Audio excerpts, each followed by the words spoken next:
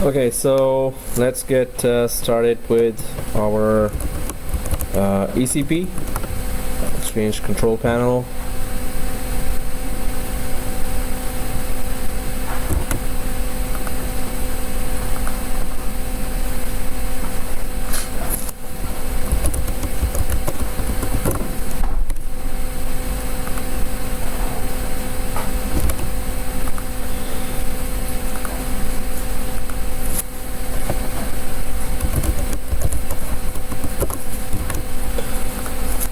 Okay, so on server 1, I'm just trying to go for ECP. On server 2 or 3, it doesn't matter. It's a browser based. So let me know if everyone is logged into the ECP. Oops.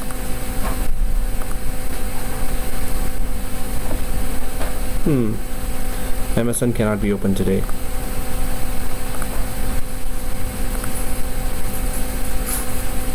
Seriously, when I click the second one, it's not okay. So let's go for ECP here.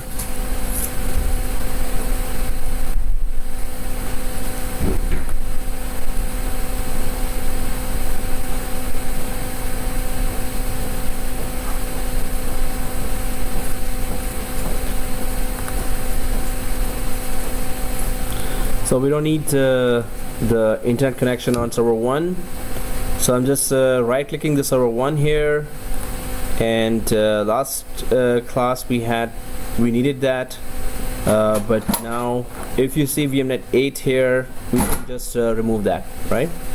So VMnet 8 on server 1, we don't need that, so I'm just gonna remove that because we don't need internet connection. On server 2, I'm also checking if we have internet connection. No, we're good. So as long as VMnet 8 is not there, we're good, right?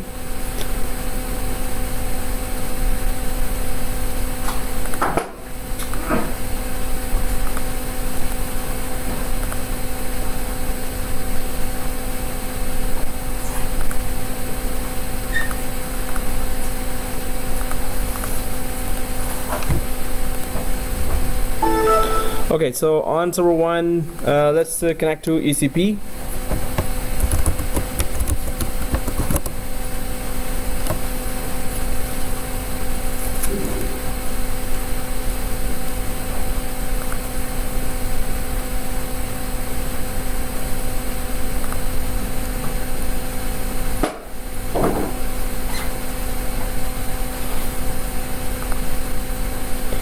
So I hope everyone is logged into ECP.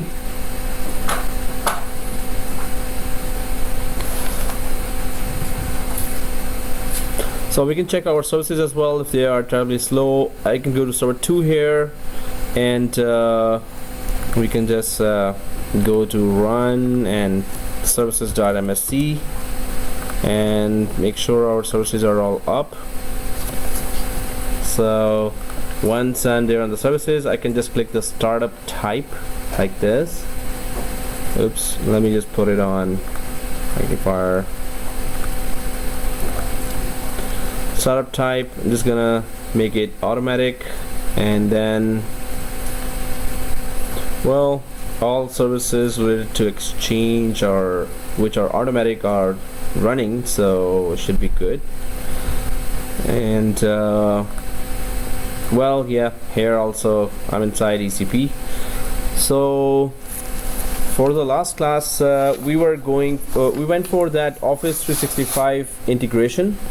So anyone was able to repeat that? Oh, okay, good. Like repeat. So if you had repeated, you could, yeah, so you could just send a screenshot for that, and please don't miss your weekly labs. That's a big chunk of marks that will come from there, so they're important. Please repeat everything at home as well. It's total hands-on, so the more hands-on you do, the more confident you get on the technology. So let's get going with our topic today. So there's that permission. So if everyone is in the ECP, then we see here on the left side recipients, and then we see here permissions as well. Permissions shows admin roles, user roles, Outlook web app policies here. Then we see compliance management on the left side here in ECP. And we can see here in place e-discovery and hold, auditing, data loss prevention, retention policies, retention tags, and journal rules. So, and we can see some more of those options here, like organization, protection for malware, and mail flow, mobile, public folders. So we're going to go through them one by one and try to understand more of those features. Here, let me just go back to the theory.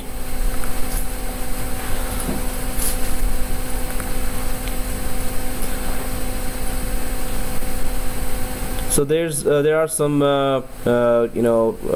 features related to retention and compliance, data loss prevention, in-place e-discovery and hold. So I'm just gonna start from there, and then we can just check other features as well. So in-place e-discovery and hold. So this E could be small, and let's get going with this. So in terms of archiving and compliance, so Exchange 2013 introduces what Microsoft calls in-place e-discovery, so which helps organizations perform discovery searches for relevant content within the mailboxes. So if across the mailboxes, suppose you have 10,000 mailboxes and you're searching for some specific words, that's a big task, and specific keywords or phrases or sentences, so that would be done through in-place e-discovery. This may be a requirement by an organizational policy, compliance, or even a lawsuit, for example. So this in-place e-discovery is a very interesting feature where we can just try to search for any mailbox, and this is also available for higher licenses in Enterprise Edition. So implementing e-discovery, the ability to search for relevant content within mailboxes is provided in Exchange Server 2013 through the e-discovery feature. So the main scenarios for which you would use the e-discovery option are legal e-discovery, for human resources or HR department, for organizational investigations, right? So in a bank also, I was responsible for those that software that was copying all the BlackBerry communication, email communication, and all the company related messenger communication. So I used to get the request for there's an investigation going on for that guy, so can you please retrieve that guy's email address, all the emails from this month to this month of this year.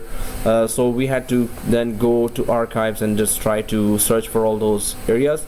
So this e-discovery is very, very important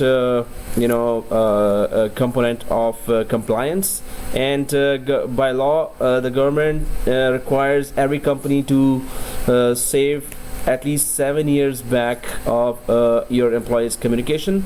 So that's why the companies invest in those big archives and buy those archives and data stores in the data centers, all that tape drive backups, and so now the online backup has also arrived, that feature. So Microsoft Azure has the cloud backup, as well as Amazon Web Services also have a backup, and also Office 365 subscription that I gave to you.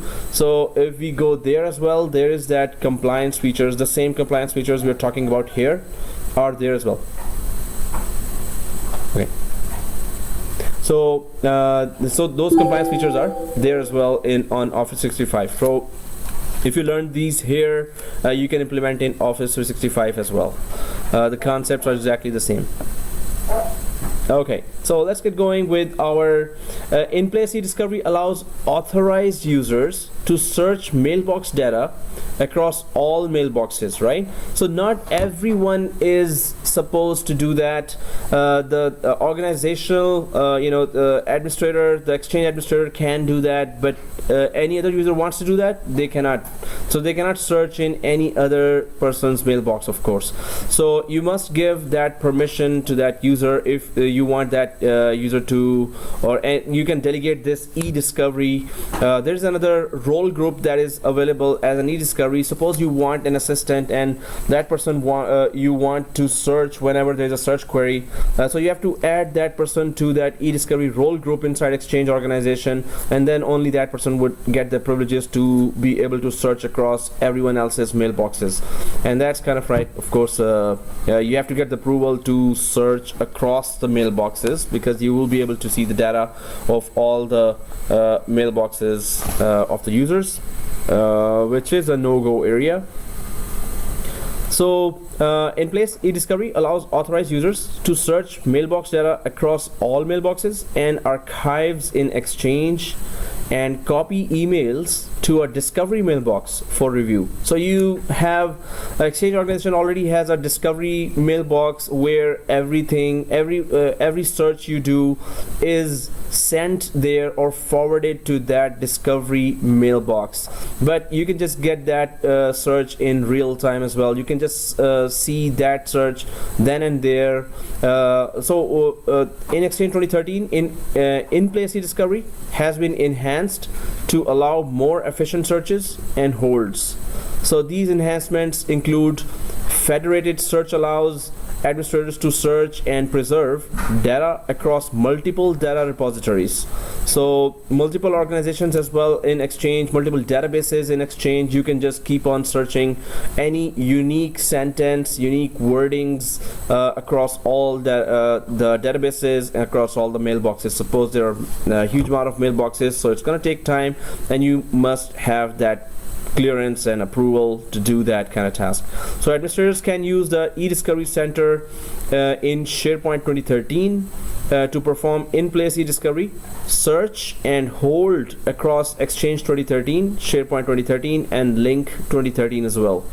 So across the instant messenger, across the document collaboration in SharePoint, and across the Exchange organization, all the mailboxes, you could just do all the in-place e-discovery and all the searches, right? So discovery managers can use the new in-place e-discovery and hold wizard to perform e-discovery and hold operations. So anyone knows what's a hold? We know what is e-discovery, but what is this hold for? Who's holding what? And thank you for the answer. Yep. So the hold is no. Okay. Yeah. Nobody participated. So what is hold? This is a very interesting feature. So if some employee is under investigation, so that employee can first of all, that employee will never know that that employee's mailbox is under hold or on hold now. So when your mailbox in the organization, Exchange mailbox in the organization, is on hold, then this means that whatever you delete is copied somewhere else. Whatever you modify is copied somewhere and saved somewhere else as well. So this means that you are thinking that, oh, that email, nobody should see that. So you delete that, then you permanently delete that from the Outlook as well. But if your mailbox is on hold, you will never know that whatever you delete is also being saved somewhere else. So and we put on hold any mailbox when we get the approval that this person is under investigation now, right? So then we place that hold on that mailbox. So whatever you delete will be saved, whatever you modify will be saved, whatever you forward, whatever you receive emails, everything will be saved somewhere else. So on hold is for legal purposes.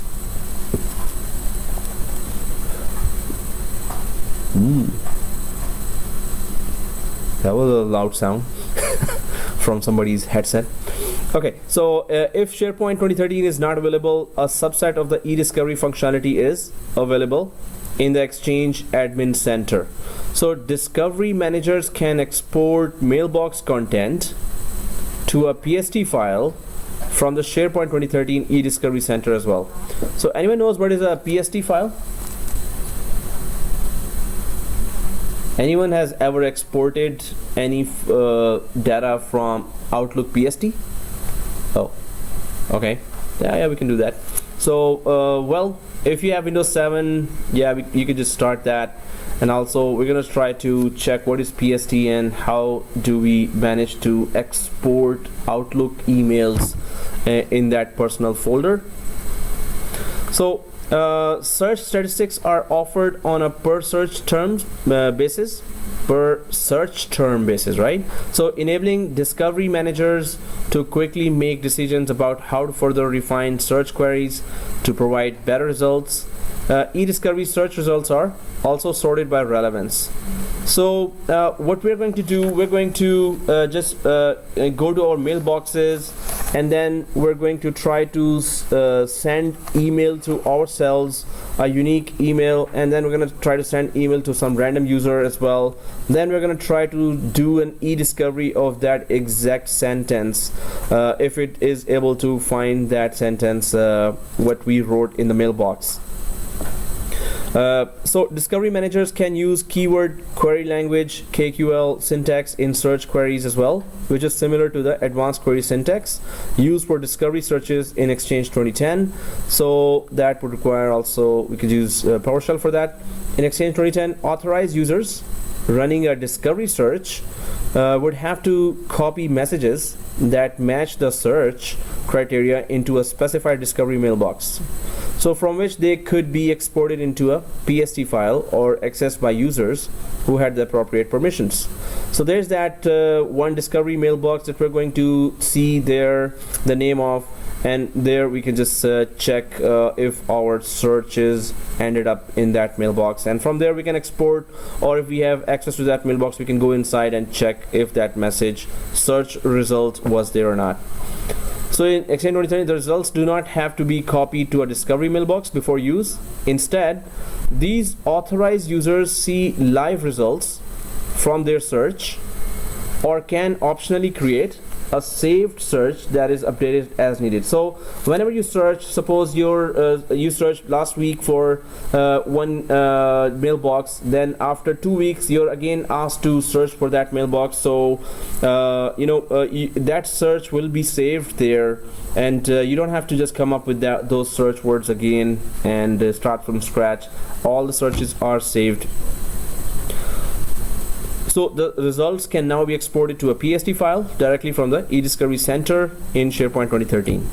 If we have SharePoint 2013 as well, then we can just save those results as well. Although this might not seem like a big change, together with the fact that a single search can return results from Link, SharePoint, and Exchange, dramatically simplifies the entire process. So you can not only search inside the Exchange server only, but you can search across different applications in one go as well. So if Link is attached to Exchange, if SharePoint is attached to Exchange, then the search could go across the Link chats and SharePoint document collaborations for that particular phrase and sentence or keywords that you're sending or searching for. So those keywords could be searched across different applications if they're attached with the Exchange organization as well.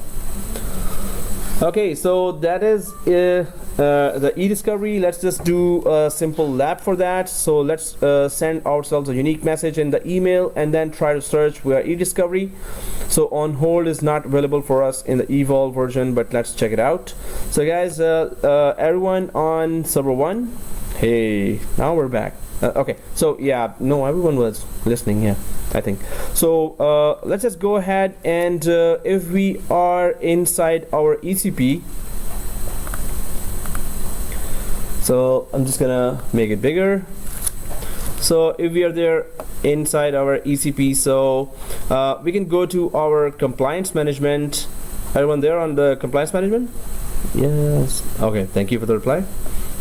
And let's just go ahead with the in place e-discovery and hold. So do everyone see that plus sign in the in place e-discovery and hold? Let's click that and follow. So click the plus sign here in place, e-discovery, and hold. Then this wizard starts.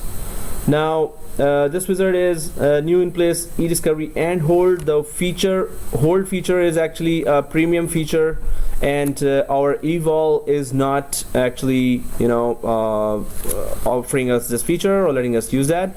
So create a search across mailboxes by specifying a filter. You can also place the results on hold. You can then view statistics, preview, copy, or export the search results. So this is the area where we can just put that search name or phrase. Actually, we can just put a name here and then we can go ahead and search, but we need to search something specific. So we need to create that data. We have to email ourselves first, so we could search that as well, right? So otherwise we don't have any phrase or to go to. So what I will do here, so we can just leave this ECP open with this window on server 1. In my case it is server 1, maybe in your case it's server 2 where you open ECP. We just need to open our web app email mailbox as well. So I'm just going to some other server to open the mailbox of Exchange admin right now. So if we go to server 2 here, yep, and that too, okay, and we go for, so in server 1 I opened the ECP. I could have opened that on server 2 or 3 as well. You can just open mailbox or server or the ECP on any of the servers. It's just browser based. So I'm just gonna go to another server just to open the OVA here, and well, the OVA is there, and Exchange admin. Let's just log in from our OVA.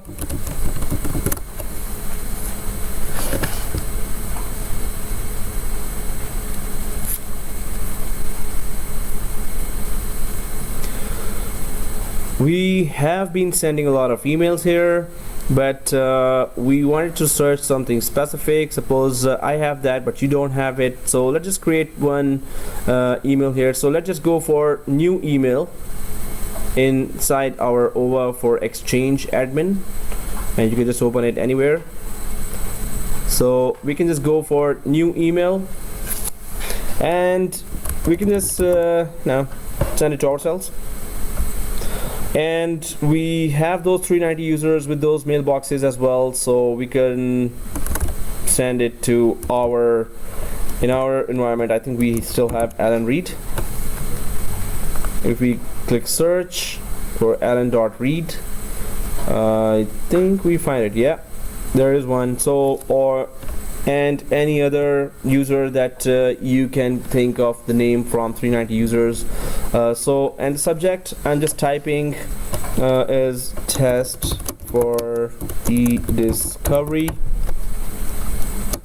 search, and select that and put it in the body of the email as well.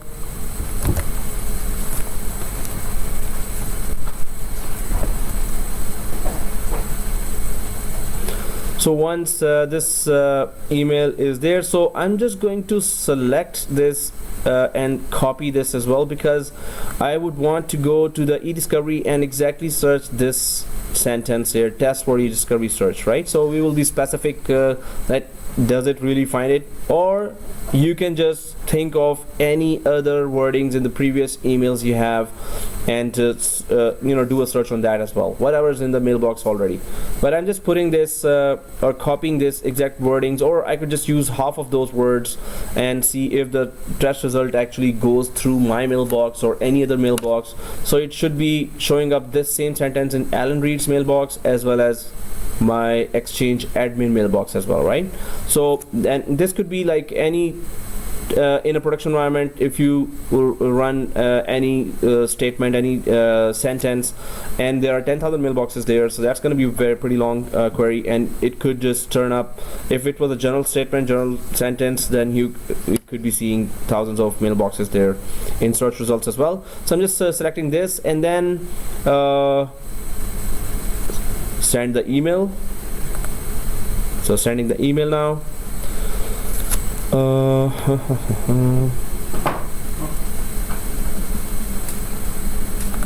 It's in the drafts. Test for discovery. Is it sent by everyone or? So let me just. It's in the draft.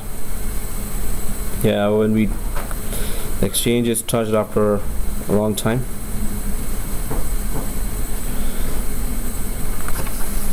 So it's in everyone's draft? Wow. No. Okay. You were able to send? Okay. Hey, that's not fair. I'm not able to send. So how come you're able to send? Okay. So we could just refresh that. And we could just oh, it's gone. Okay.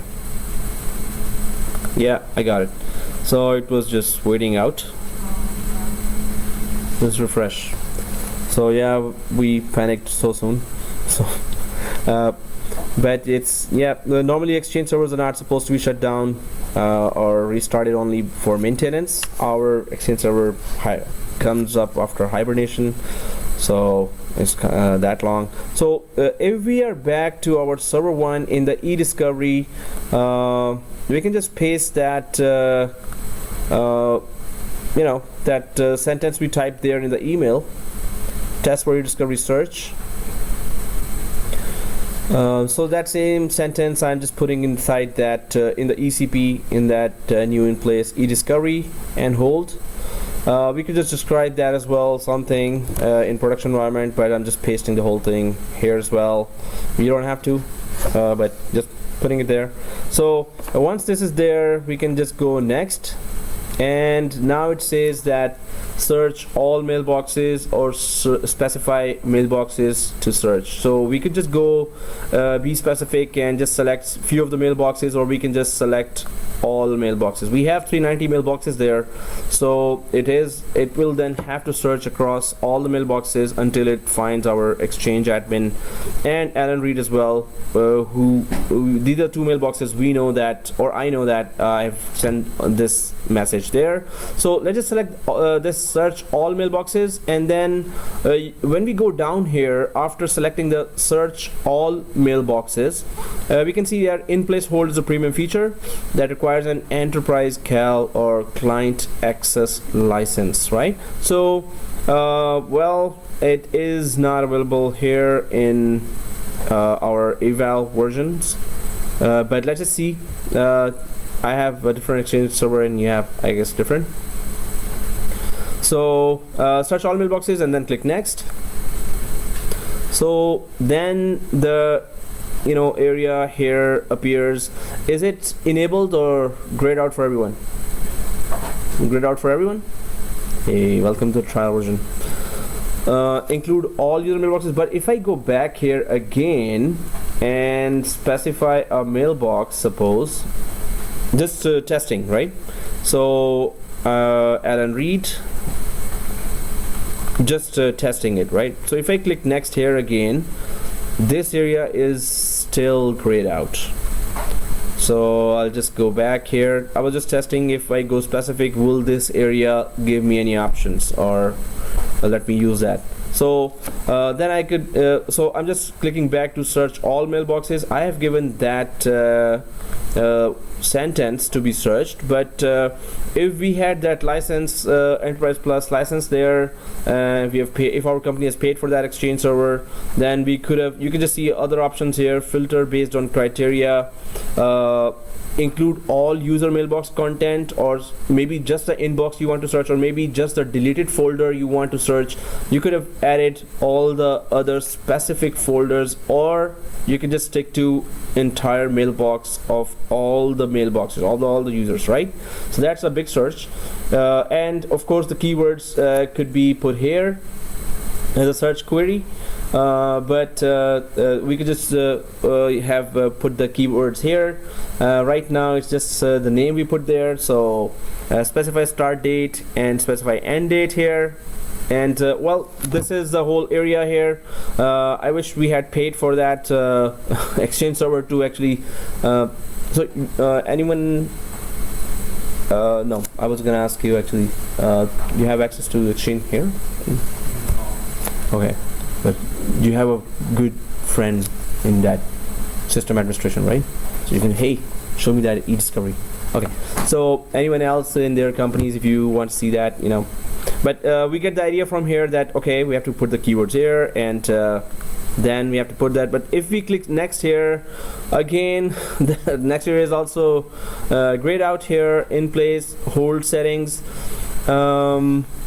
This same settings we can check in our Office 365 package, which I gave in the last class as well, and there it's not grayed out, but here it is.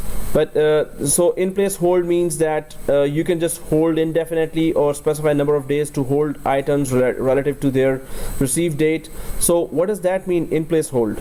So hold indefinitely means that whatever you search there, and maybe the user later finds out, oh, whatever I wrote is being searched right now, the user realizes somehow, and then user wants to delete. But if you place it on hold, the user will delete. From the point of view of the user, it will be deleted. User will think it is deleted, but actually if you put it on hold, it will never be, it will still be saved somewhere else, and user will think that it is gone. While placing on hold makes sure that anything deleted or modified is still saved somewhere else, and user has no idea that it is being saved. Whatever he or she's deleting is actually being saved. So well, this is grayed out as well. So if we click finish,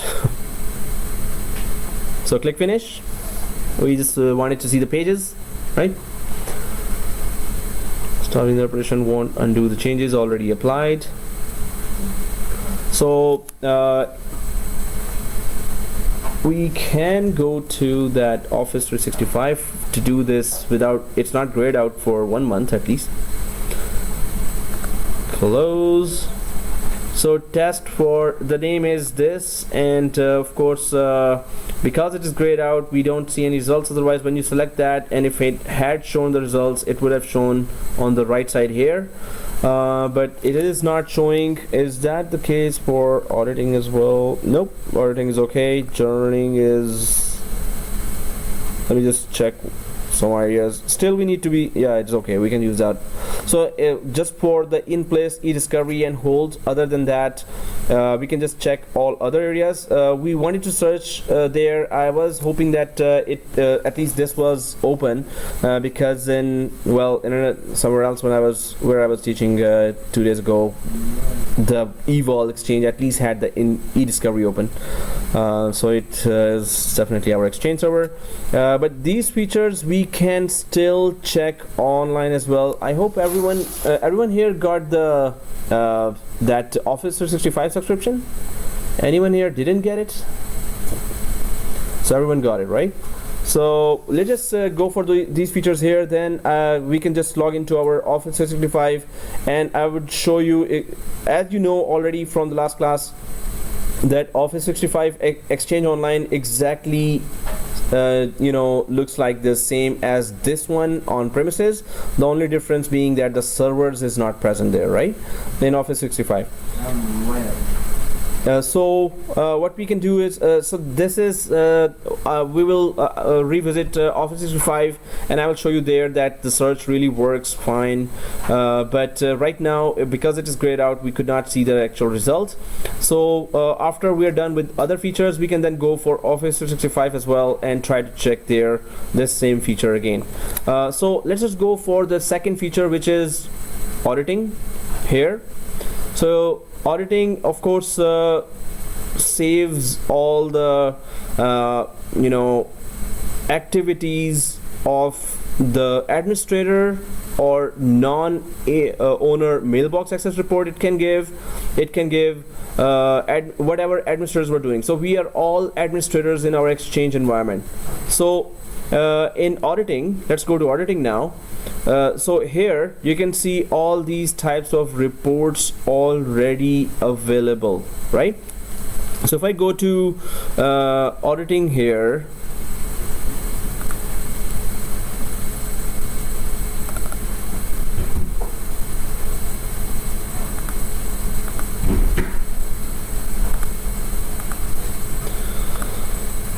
so So, well, we are already on this page on auditing, but in many organizations, the Exchange Server Administrator will encounter a situation where there is a need to determine who took action on an item in a mailbox. So suppose there was somebody copied, forwarded, or deleted something without somebody's permission, or it happened as a mistake. So you would want to know who accessed that mailbox or touched that mailbox item.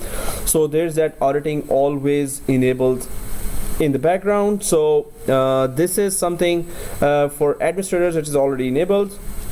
So administrators should not think that whatever they are doing, that is not being recorded. Of course, auditing in the background can tell that which administrator logged in at what time to which mailbox, and the audit report will show that. It is not very comprehensive report, but it does tell that which time, which day, which time, which administrator account logged into which mailbox, right? So this is good enough to have a lead on who was connected at the time when suppose some incident happened or some items were deleted from the mailbox. So this will most often be about actions taken by delegates of a person's mailbox or people who use a shared mailbox. We did talk about shared mailbox as a team of IT administrators could any team could use one single mailbox, and they could just try to email from that single mailbox to any other person, and that email would appear as if it was coming from that department and not the name of that person will be shown there. So we can do auditing on those shared mailboxes as well. So for example, an email message from a customer was never responded to, right? And the manager of the customer service team wants to know which person in the team moved or deleted the message from the shared mailbox. So information sent to an executive via email has leaked, and there is an investigation into which of the executives delegates read the email message. So this all could be accessed through auditing. So mailbox audit logging, because mailboxes can potentially contain sensitive, high business impact information, it is important to keep track of who logs on to the mailboxes in an organization, right? So, and what actions are taken. So it is especially important to track access to mailboxes by users other than the mailbox owner, known as delegate users. So we can just try to now do that lab of connecting to or auditing a mailbox, and also enabling auditing for a non-administrator mailbox. So mailbox audit logging logs mailbox access by mailbox owners, delegates, including administrators with full mailbox access permissions. So let's just try to check that command, PowerShell command, where we can just enable auditing on one single mailbox or all mailboxes. But before that, administrator audit logging keeps a log of changes made by administrators to an Exchange environment. They can be used as part of a change control process or to track changes and access to configuration and recipient. So administrators are always audited, right? So before we enable and disable auditing or audit logging on any one mailbox, let's go back to our environment and try to check on or try to go for ECP and try to run this audit report on our administrator mailbox, just to check what activities were recorded for our administrator account, the Exchange admin. So if everyone is on auditing, so we can go to auditing, and then we can go for run an administrator role group report. So whoever is part of the administrator role group can, let's see if there were any reports that were created or any kind of tracking was done. So click that run as administrator role group.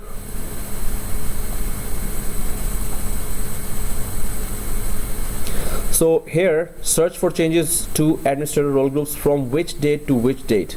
So it is giving today's date and 20 days back or 15 days back at least, right? But we can change that to previous year, previous month, or previous several months back, and search these role groups or leave this box blank to find all changed role groups. So we can go for role groups here. If you click select role group here, so let's just click that, select role groups.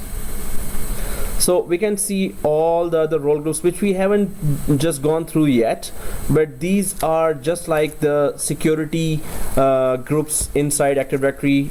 You know, some security groups have more privileges, others have lesser privileges. Like backup operator in Active Directory is just for backing up. If you add any user to that backup operator, that user will just get that privilege to do and nothing else. So these are the role groups inside Exchange. If you add any mailbox to one of those role groups, they will get that permission or that privilege. So one of the highest role group, so just like in Windows environment, the highest group, the highest privileged group is administrators in Windows environment. So here in Exchange environment, the highest privileged group is organization management. So if you add any common user, simple user mailbox to organization management role group, that will become the Exchange organization administrator.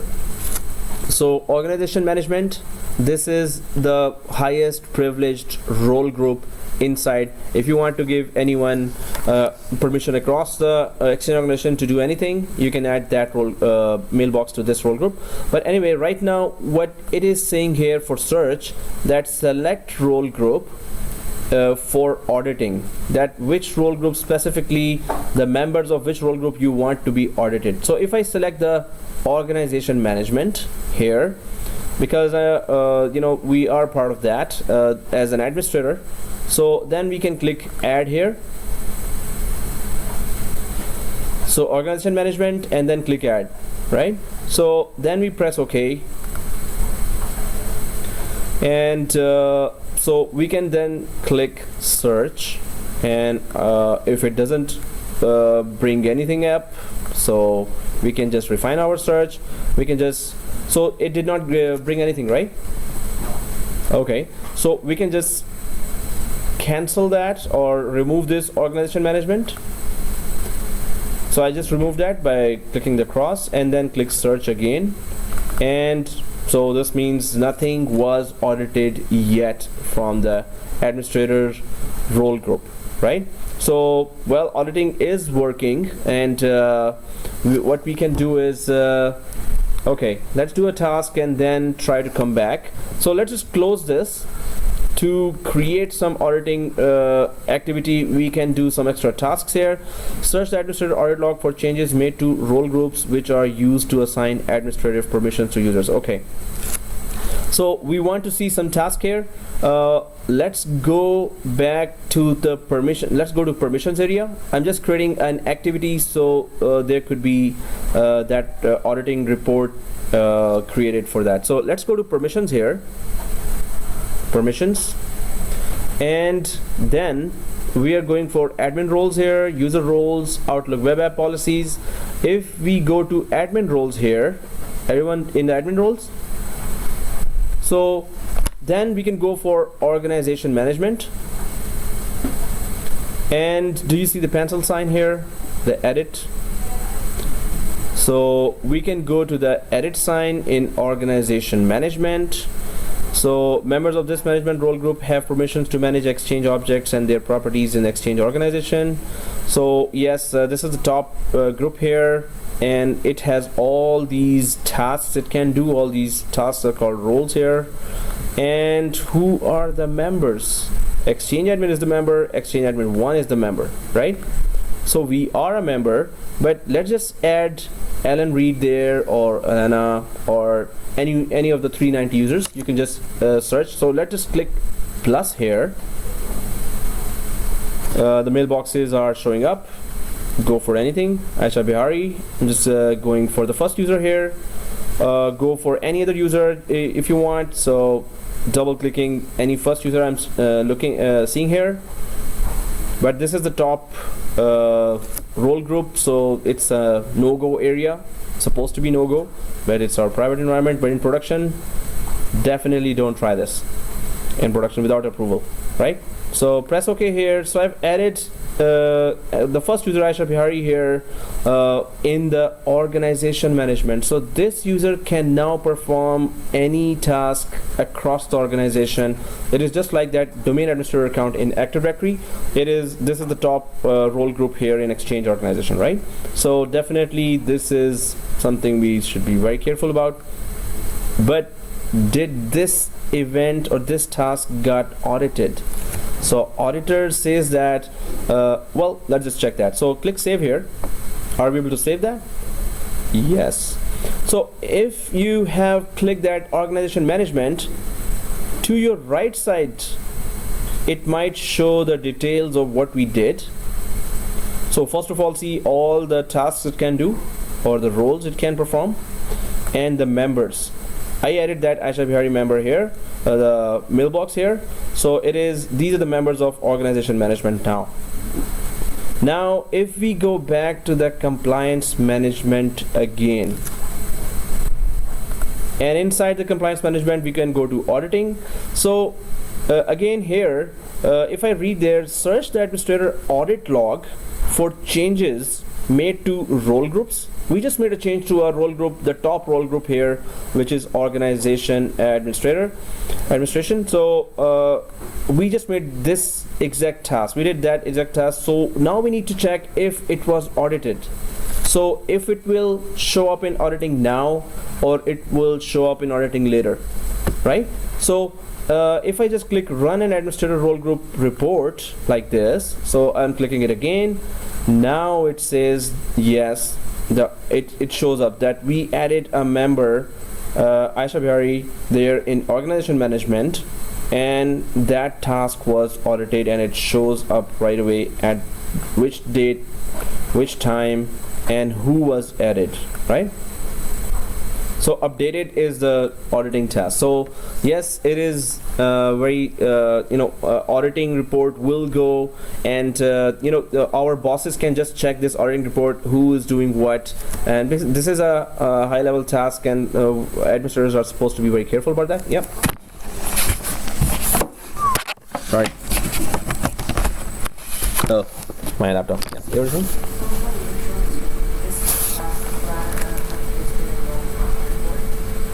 So yeah, just click it, that's all. Did it show? So do you have that same group there still? Did you close that, remove that, right? As I did. It's not showing to you? Is it showing to whoever is following? Oh yeah, following there. So following. Okay, so yeah, if it's not showing, did you add that user to the organization management? You did. Saved it, right? It shows to the right side as a member added. So you could just close that and run that again. I didn't do anything extra. Yeah, did you click search here? Yes. And the dates are okay here. Yes. You could just okay. You could close and open again. It's the second one, right? So run administrator role group report. So click that. Well, I didn't have to click anything. Automatically comes. Yeah, you can just add that member again to actually any of the role group, right? And it should just show that. So yes, auditing is very, it will at once audit and show that report. It's not like it's going to take time. So if you close that and that first audit report here, run a non-owner mailbox access report. So anyone knows what is this task?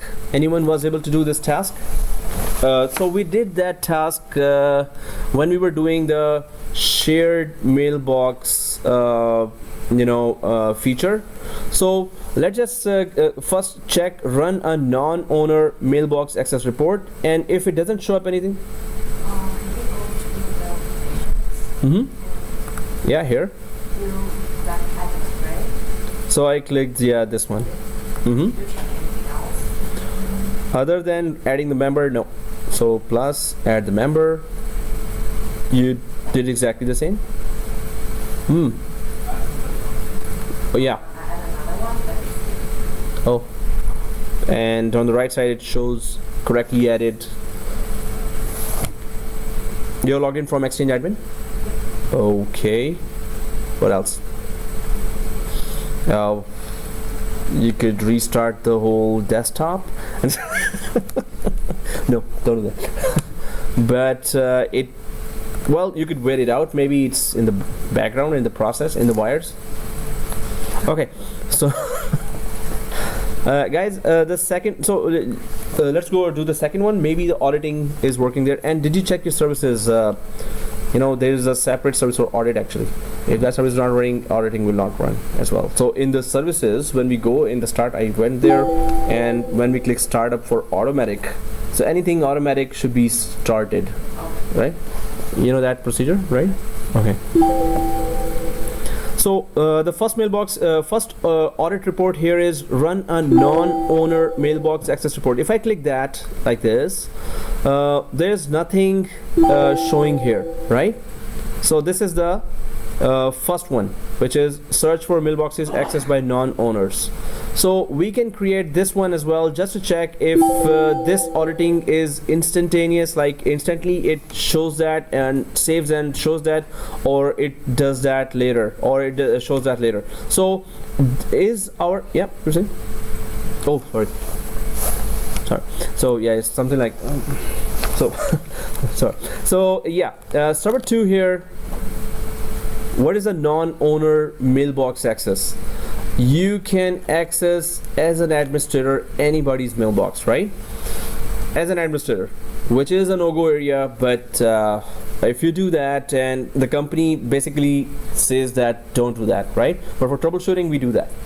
And our bosses know that. Make sure at least your boss knows that, right? That you're doing that, because in audit report, if you show up that you access at 3 o'clock that person's mailbox, that's going to be really big deal. So let's just try to do that, to create that audit report. So I am on the inside the mailbox of Exchange Admin now. Anyone in the mailbox, Exchange Admin, right? So we can go to the top right here where the actual name is mentioned for the Exchange Admin, and then there's that open another mailbox. So if you go to the open another mailbox, we are Exchange admins. Let's check if we can log into somebody else's mailbox. So let's just click that open another mailbox like this. So then it asks whose mailbox you want to open, Mr. Admin. So we can just go for, well, there's only one, Alan Reed, right? Well, that's what we always access, but you could just access anyone else. So just mention anyone else's mailbox. So I just selected Alan Reed and click open. Something went wrong, sorry, we can't get that information right now. Please try again if the problem continues. Normally administrators have all the rights, but we can just give the rights, or Alan Reed might not be on the access denied exception. Everyone got that? Or oh, you can access, right? That's not fair. I cannot and you can. So you also got the error. Oh, you got error as well. Only you didn't get an error. Okay. Exchange admin are not supposed to get an error, but something wrong with our environment. By default, whichever Exchange account is there, it just opens that. But we tried to open, right?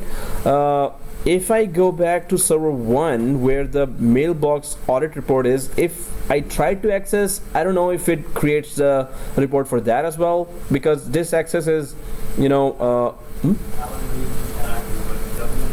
other one. Okay, then we must have experimented on Alan Reed a lot, so as a result of that. But if I go for failed attempt here, no, it did not. So search for access by administrators. The other one as well? Any other? Okay, so if I go to server 2, and go to Exchange Admin again and go for another mailbox, we can just go directly to that mailbox and give access specifically to Exchange Admin, but Exchange admins normally are supposed to have access. So if I go for another user mailbox, and search, yeah, there's that user. Open. Okay, yeah, I can go inside. Oh, well, as long as we can go this far. I think if it is a successful login, the audit event should be created now. Well, let's see if it did create an audit event for that. Save, something went okay. So this mailbox, so we're having trouble getting to your mailbox right now. Please refresh. So it's not access denied. The mailbox has a problem, or maybe the mailbox is not there for that user, or the database that has the mailbox is maybe not connected. Database may be offline. It could be anything, right? But as this is, I think, a successful connection to a mailbox, although mailbox itself has a problem now. So at least it's not access denied like Alan read. So if I go back to my server 1 and still maybe it gives me that report after some time, like this access. So if I click that, yeah, it's still not. If I go search, so search these mailboxes or leave blank to find all mailboxes accessed by non-owners. So if I select a mailbox and go for that specific user, yeah, this user's mailbox I just accessed. If that mailbox doesn't even, yeah, it still did not create that audit log event. Did it create for you an audit log? Also, it did not, right? Although you were successful in accessing the mailbox of another user. Oh, okay. Okay. Ouch. Okay. So, well, this we can check it later as well. Some of the we can just specifically give a access permission. So if I just go for any mailbox here in server 1, if I go to a recipient, let's go to a recipient that Alan Reed or Aisha Bihari, right? So if I click Aisha Bihari mailbox in the recipients area here, I just want to give Exchange Admin, I want to make sure that Exchange Admin has full access, right? So if I go to Aisha Bihari and go for that edit here in the mailbox, and mailbox usage, mailbox features actually, oh, delegation, sorry. So mailbox, the last one is for any mailbox, you can just go for mailbox delegation here, send as permission, send on behalf, and if you go down, full access permission. So for any mailbox, if you go edit, the last one is mailbox delegation. If I click plus here and specifically add Exchange Admin, search, double click, press OK. So I'm giving specifically myself or Exchange Admin full access, the full access one, to that mailbox. Everyone was able to find the full access. So then I am refreshing that. So I gave myself full access now, and my mailbox is open on server 2. After giving full access to Aisha Bihari mailbox for my Exchange Admin account, if anyone's lost, I can just repeat that process. So server 2, I'm just gonna go back again and to Exchange Admin, open another mailbox, go for that same user Aisha Bihari, open. Well, it goes to the time zone, and then click save. Oh yeah, so after giving myself specific access, hey, in Exchange 2010 we were having full mailbox access. So is it because of evolve version? But Exchange Admin is not supposed, we are not supposed to specifically add Exchange Admin. Okay, so now this is a non-owner mailbox access. So this means, and it is successful. So did it create an audit event? So if I go back to this compliance management in the ECP and go back to auditing where it is already, and go for run a non-owner mailbox access report, and still it doesn't do that. Seriously. Okay, if I tell it that, hey, this is the specific mailbox I access, can you just give me audit report for that, for God's sake, or not? Okay, we're gonna just wait it out. We're gonna go for another feature, and then we can just all non-owners. So all non-owners, if I click that, nope. Administrators and delegated users. Oh, so auditing is not perfect, but we can just wait it out, because if it has been created in the logs, it might show up after some time maybe.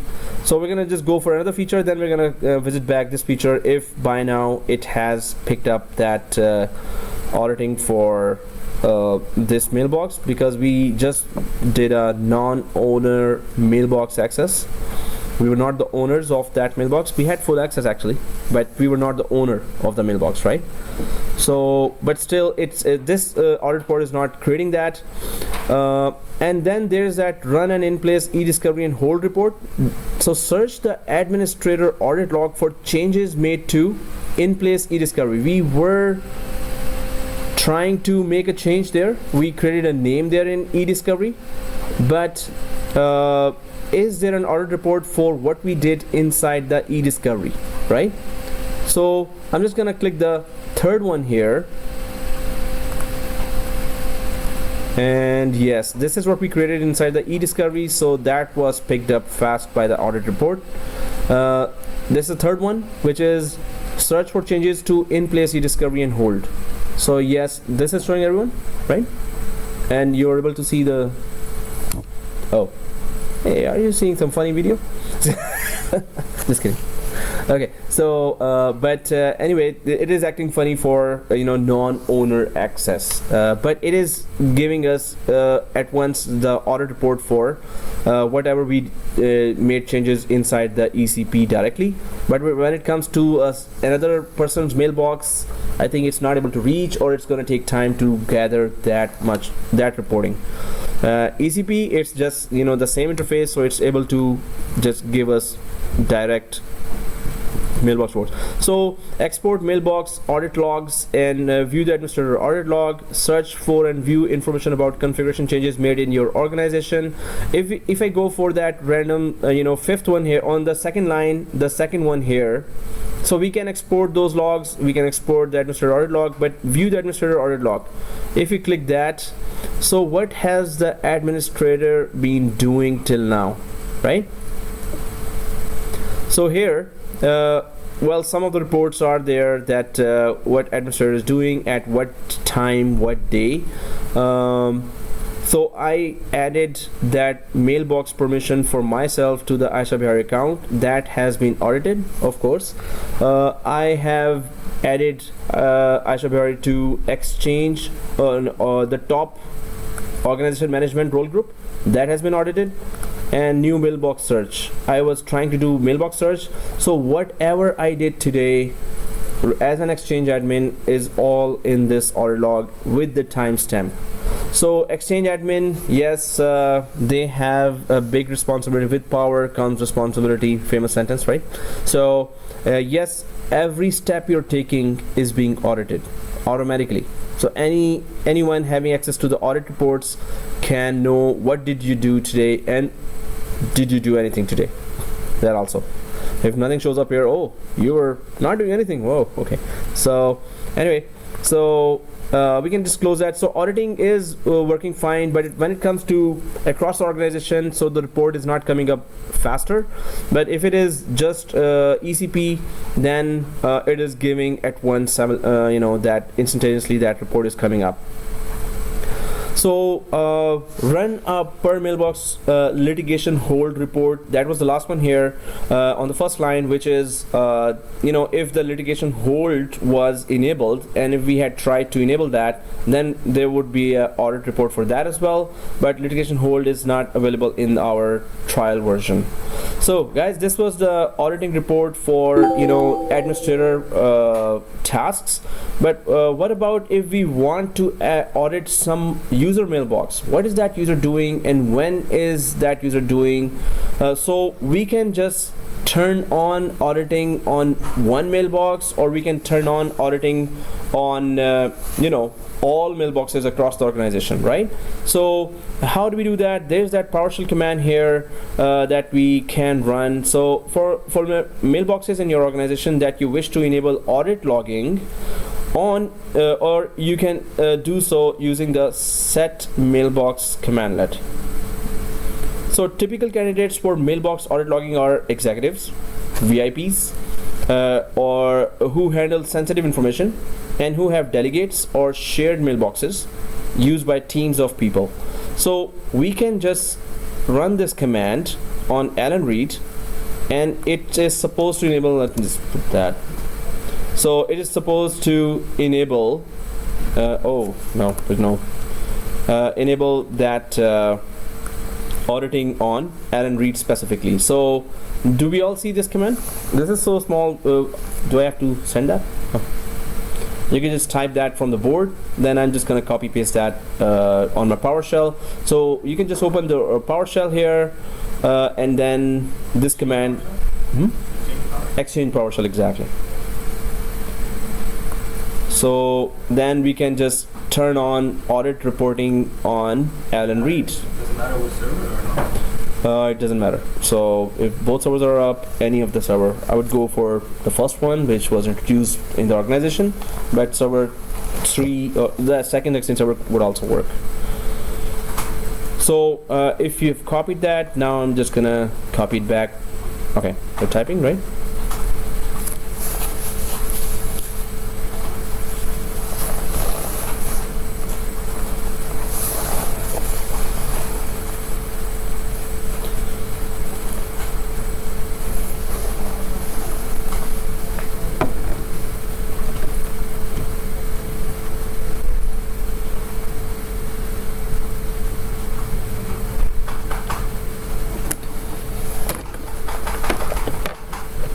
Okay, so, oh, well, what happened? Oh, you're trying to convince, hey, run command. So, are we all able to do that? Oh, seriously.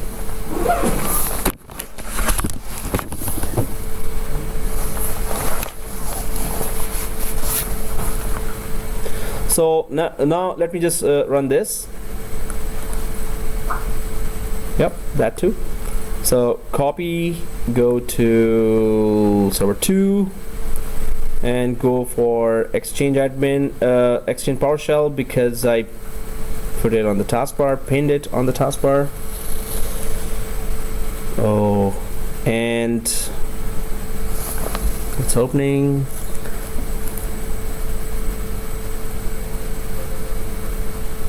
So we did try to access Alan Reed's mailbox. Now, still opening.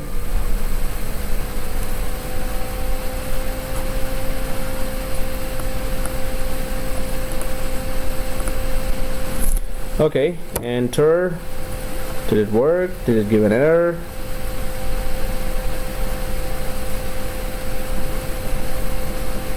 I think it's still in shock. Oh, okay, it's okay. So auditing is enabled on Alan Reed mailbox, but we can enable auditing across the whole organization to all mailboxes as well. And the command for that is, so we can just go ahead a little and check that out as well. So this is a command for that. In some organizations, it may be preferable to enable mailbox audit logging for large numbers of mailbox users, or perhaps even all mailbox users. So you can pipe the output of any get mailbox query into set mailbox to enable mailbox audit logging. So that's the command that just enables audit logging for everyone, right? And well, it's not placed properly, so I'm just gonna, oops, okay.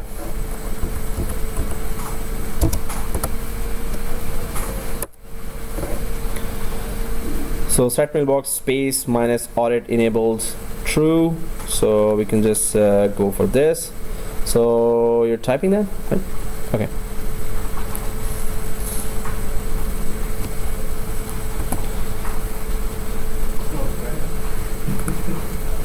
Now, so this command, I hope nobody got an error for that, so I'm just gonna quickly copy that. So we're 2, paste, and oops, oh, it's incomplete.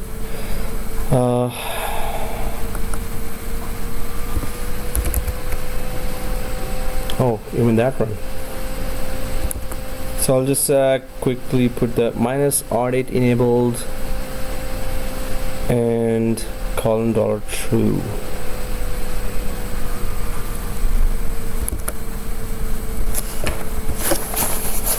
Minus audit enabled.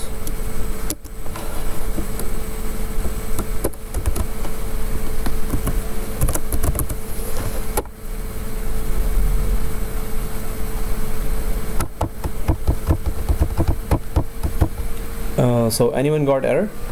No? You got a warning that's there. Oh, okay. But not an error, right? Okay. Oh, this one. Okay. The command completed successfully, but no settings of exchange to main.local / Alan Reed. Okay, Alan Reed, we did some more experimenting, I guess, some specific, so it's not taking anything. So for Alan Reed, it's not modified. For maybe any other user, if it's not modified, it's going to show that message. Otherwise, it's going to be okay. So we're good. So it did run on all other mailboxes as well. If we go for get mailbox,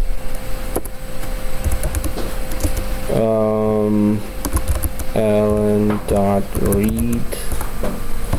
So I'm just going for some information about Alan Reed mailbox if it shows up anything. So then get dash mailbox space Alan.read and then pipe FL, which is format list. So get dash mailbox space Alan.read pipe FL. If I run this command, so it will just of course give me a long list of what Alan Reed mailbox has configured and what is not configured. So get mailbox Alan Reed pipe FL.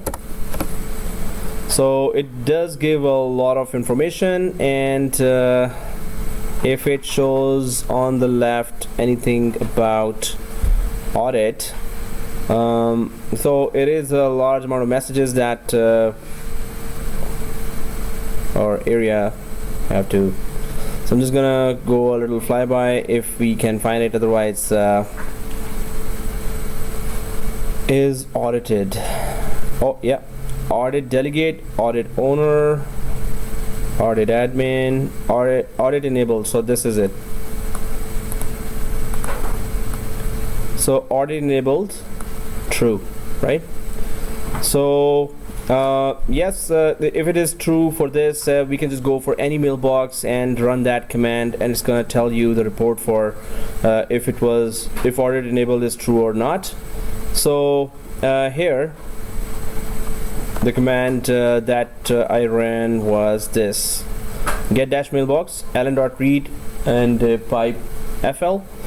So it just shows audit as well. Otherwise we could just have gone for audit enabled only, and it would have just shown us that as well.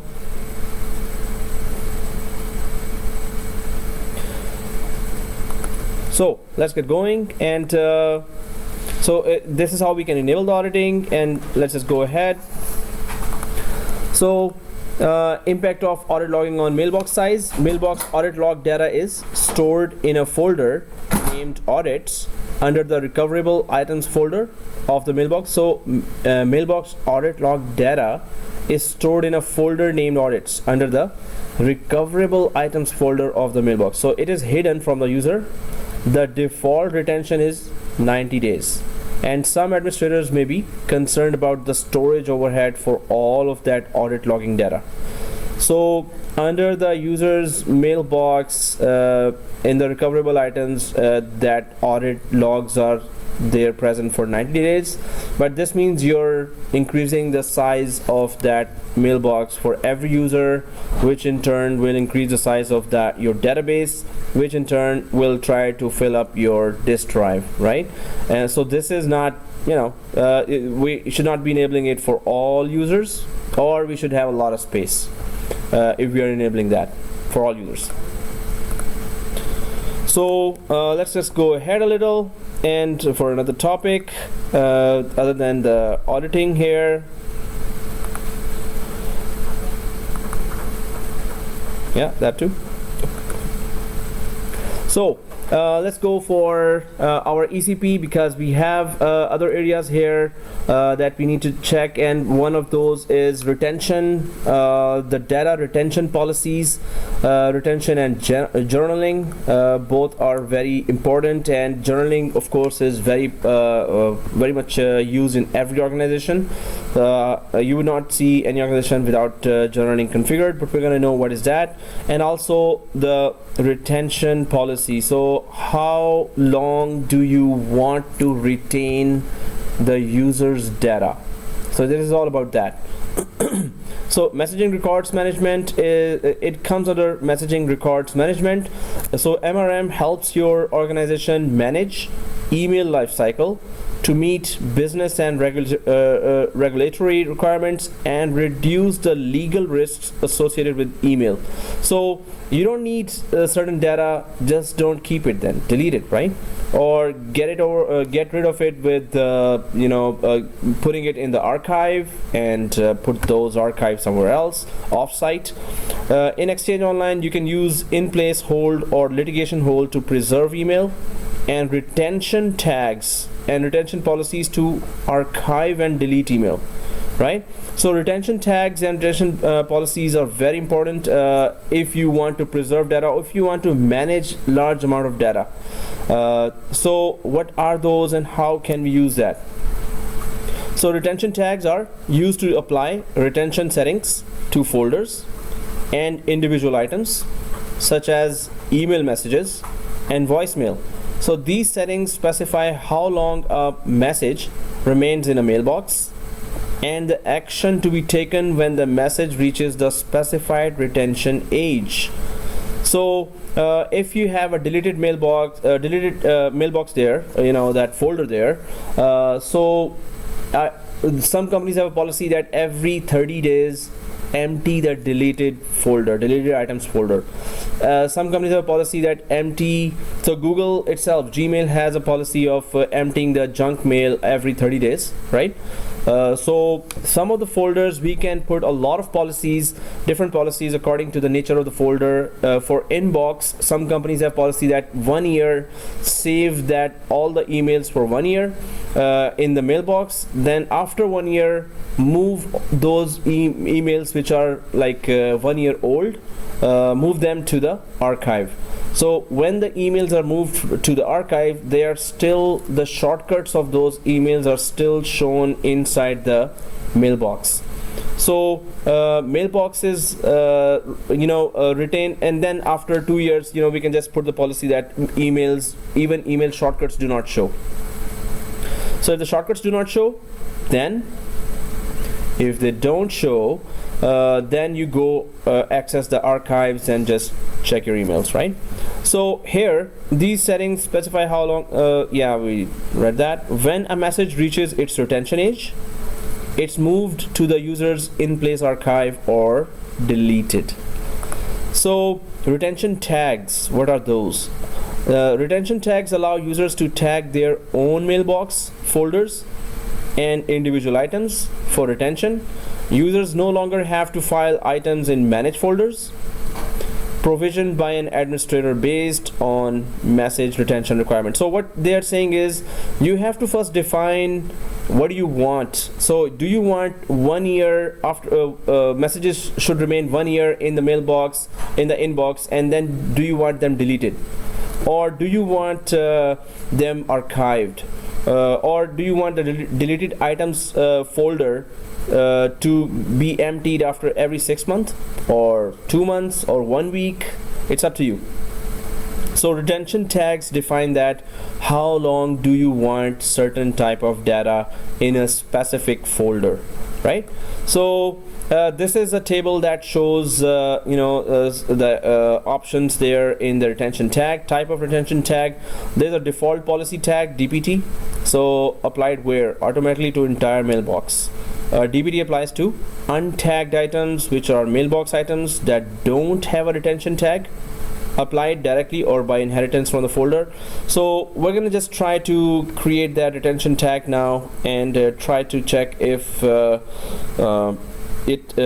how does it work. So applied by administrator, available actions, details. So there are these types of retention tags. One is the default policy tag, second is retention policy tag, third is personal tag. So manually you can just tag your email items that, hey, if I receive an email from Gmail, you can tag it like that email should go to my personal folder. If you receive an email from Hotmail, just send it to the delete junk mail. So you can just tag any type of email with any type of rule or action you want to take against that. So there is a lot of detail about retention tags here. Create retention tags, default policy tag, there's retention policy tag, and then personal tags. There's that table here. So all these tags are mentioned here as well, that how do you want to use those tags according to different departments and different companies or different branches.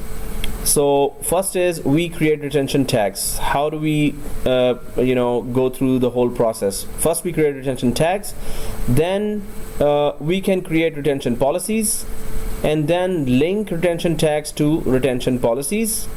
A retention policy can have one DPT to move items to the archive, one DPT or default policy tag to delete items, and one DPT to delete voicemail messages, one RPT, which is retention policy tag, for each supported default folder, and any number of personal tags. So we're going to create all these tags and try to check how does it work. Then the feature still goes on, like apply retention policies. First you create a number of retention tags. So you can see here like mailbox, Ben Smith has this retention tag, then inbox has another retention tag, drafts, folders, sent items, deleted items. You can put an age there. So mailbox will have age limit of 365 days. For 1 year, save the emails, right? Then the inbox has age limit of retention, 30 days retention, and retention action is delete and allow recovery. So it will save that and also save it to the archive and then delete from the mailbox. Sent items and deleted items, so you can just see, this was for actually deleted items that after 30 days just delete that. So we can just come up with that tag. Junk email, which is also age limit for retention, and also permanently deleted. So these are all the tags that we can create, and let's just try to create those tags now. DBT delete 7 years, and delete and allow recovery, permanently delete, move to archive. So when the item reaches the following age. So let's just try to create those tags here, then we come back to retention policy. So let's just go back to our server 2 here, server 1 actually.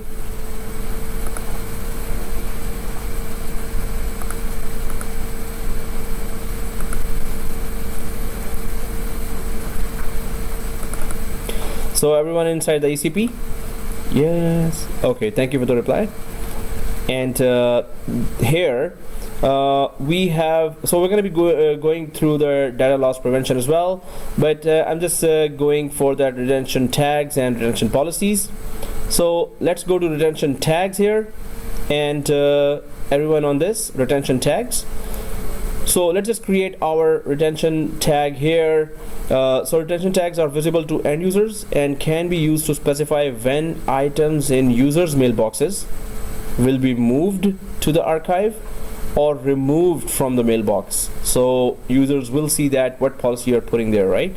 So you can see already when you click the retention tags that you can see that 1 month delete, 1 week delete, 1 year delete. These are all and personal, 1 year move to archive. So there are personal tags, and then there is that default tag, default 2 year move to archive. So let's just try to create our own retention tag here by clicking plus here. So when you click plus, there are 3 types here: applied automatically to entire mailbox, applied automatically to a default folder, applied by users to items and folders personal tag, right? So it is already giving some templates here to create that, but we're gonna just go for applied automatically to entire mailbox, the first one. Let's just click that. So once we click that, this window opens for the retention tag. So this is new tag applied automatically to entire mailbox. So what do you want to do when or how do you want the whole mailbox to act? Now delete and allow recovery is there, allows the user to recover deleted items until the deleted item retention period for the mailbox, database, or the user is reached. So guys, delete and allow recovery, what is that? So we can check sometimes the database, actually not sometimes, if you just check the database now, and we're going to check now, database has 30 days retention policy of its own. So other than your policy here, it also has a 30-day or 60 days. You can just check that. So if we can keep this window open here or cancel, it's up to you, and we go back down to servers here just to show that database also have their own retention policy. So let's just cancel for a moment here instead. So and go to servers and then databases, and this database is mounted, right? We're good. So DB1. So on the DB1, I'm just going for edit for DB1, and then here maintenance, limits. So here limits. So when you go to any database and go to the limits, you can see that keep deleted mailboxes 4 days, 30 is by default, and also there is that limit, don't permanently delete items until the database is backed up. So database by default is saving your mailbox data in any way possible already. So if you have deleted any mailbox items, so they will be kept for 30 days. That is the default retention policy. But still, if 30 days are passed, still it will not permanently delete it until it has backed up your data. So your data is still saved, but it always increases space in your database, right? With that. But this is a lifesaver, actually. This is your job saver, that if it is keep deleted items mailboxes for 30 days, and if you click that, this can really save your job. If by accident you deleted 1 mailbox or 2 mailboxes and you wanted to recover right away, if this setting was not there, that mailbox would be gone, right? So that's something that's very important. So the databases have their own settings for retention of data and safeguarding of data. So I'm just gonna leave this page. Just wanted to show that the databases also have that feature already available. So I'm just gonna go back to compliance management and to the retention tags. It's already there, and I'm going to plus now and going to apply it automatically to entire mailbox, selecting that again. So when we select this, now we have this policy here, so we can just go for deleted items, delete in 7 days. That's very aggressive. delete item, delete, so permanently delete. So need to apply automatically to entire mailbox. So okay, permanently delete entire mailbox. This is not good. So delete not in 7 days, but in 365 days. Sorry, 365 days. And this is also not deleted items. This is just delete because it is applied to entire mailbox, right? It's not asking for specific mailbox. So delete in 365 days. That's what I changed back into.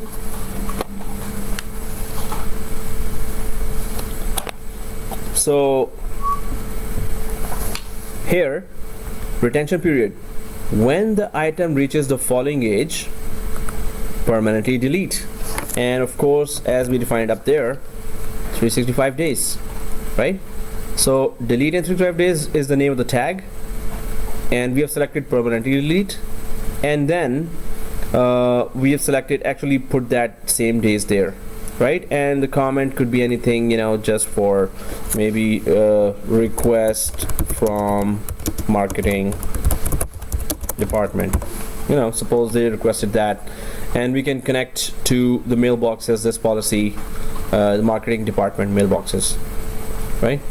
So well, this is one tag that we created.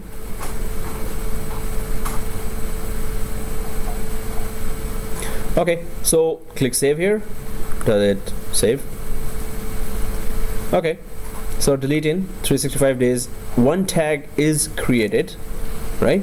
So if we click plus again and apply it automatically to default folder, so we can go for the second tag just to check what are the options there. So I'm just clicking plus and going for the second option here. So new tag applied automatically to our default folder, and then there is that folder that you can choose here, the drop down, right? So well, we can choose what, junk mail. Okay, so this is a default, this folder is already there, like you didn't create that, it's always there. So junk email, and we can just say delete every 7 days.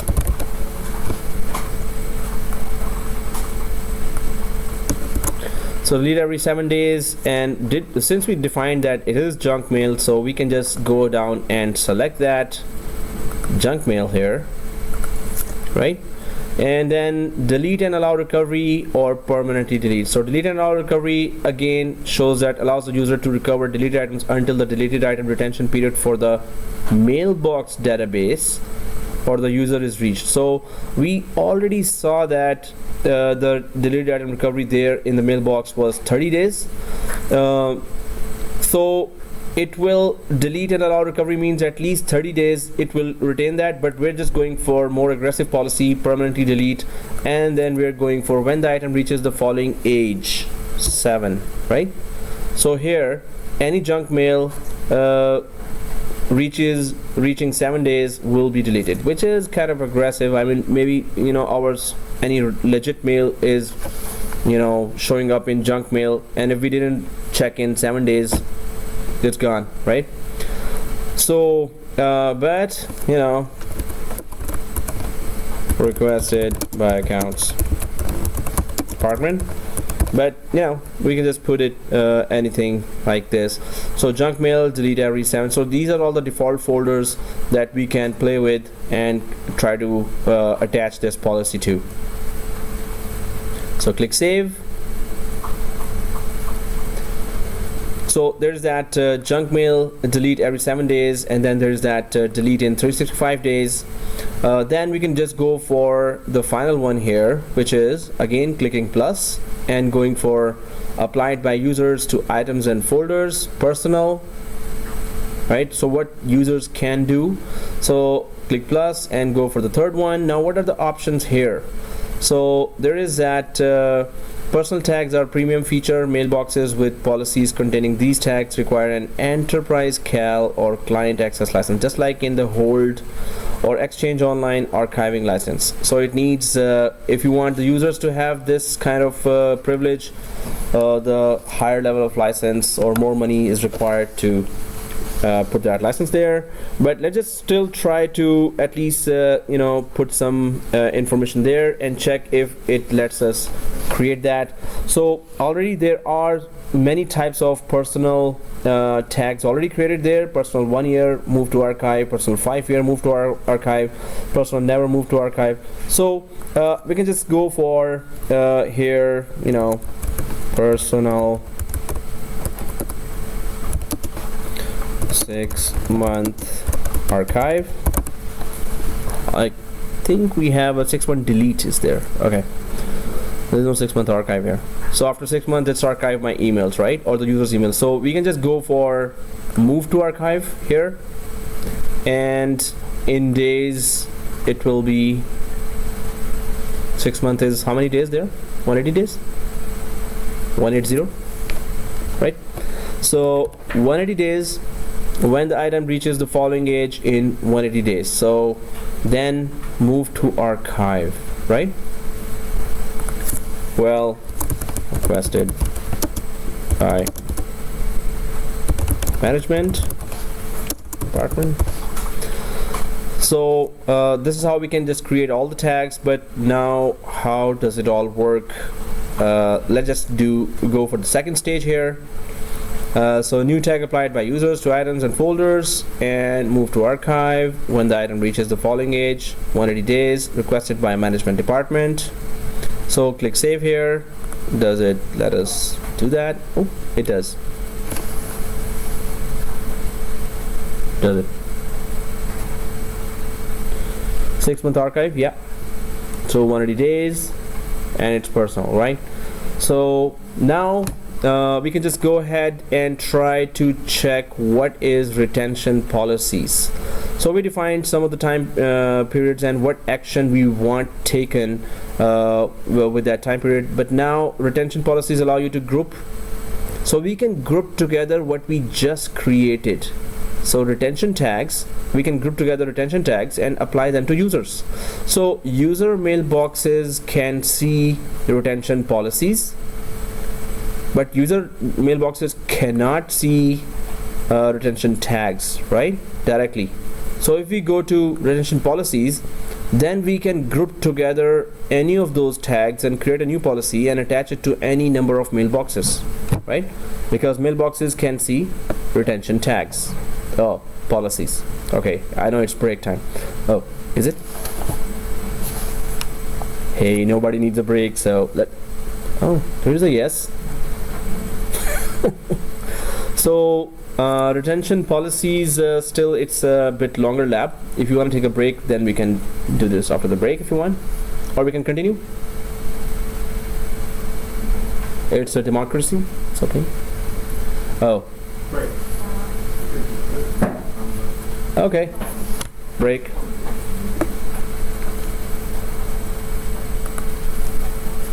Everyone sounds mostly cool. Yeah, it was so cold that everyone decided to stay home. Okay, resuming now, back from the break. And so here we had done our retention tags here. And retention tags, we created these tags: personal, 6-month archive, and junk email, and delete in 365 days. So that's what we created separately and discussed about that. Then we can just go for retention policies here. So on the right side, we can see that the default policy, MRM policy, folder management policy, it has all these tags that were already created by Exchange. It is implemented there. So but we are going to create our own retention policy. So on the retention policy, let's just click this and then click plus under the retention policies. So when we click plus here, we can just give it a name that accounts MB, which is mailbox, accounts mailbox policy. And then we can just add a number of retention tags that we want those tags implemented on just the mailboxes of accounts department, suppose. So I've just created click plus on the retention policy, and then I went to the retention policy, then click plus here, and then going for accounts MB policy. Then we click plus here for the retention tags, and here you can see all the default created tags there, and then the tags that we defined there back there in the retention tags area. So there is that delete in 65 days, default 365 days. Then there is that junk email that we specifically selected, that every 7 days clean up the junk email. So if we of course we would have done our homework in terms of delete in 365 days, delete junk email, and we would have gotten the approval already. So that's why we are selecting these policies there. Otherwise, of course, no administrator can just start putting those policies by him or herself. So, and then there is that personal 6-month archive that we created. We can just select that too. I'm just we're just trying to create clarify a concept here, that what are retention tags used for, but if these policies don't seem realistic, of course in production environment we have to think a lot about these policies, and then we implement that after approval, discussions, conferences, meetings, and then we decide some of the policies, and then we implement them. Here we just implemented because we just needed to know the features. So click add for the policies that we selected. So all the retention tags that we created, we're selecting that, and then these 3 retention tags are shown here that we added. So then we can just click OK here for these retention tags, and they are showing now. Adding or removing retention tags, yes, we can remove or add anytime those retention tags if we want. So let's just click save here for the retention tags that we added, and remember the name here is accounts mailbox or MB policy. On the right side of that policy, when we select that, the retention tags are showing there. This is the retention tags that we prefer to use. Now let's use this policy, and let's see how can we actually attach this policy to any of the mailboxes, or can we attach it to a database as well, or does it just go for mailboxes, right? So this accounts MB, yep. Yeah, the 3 we created.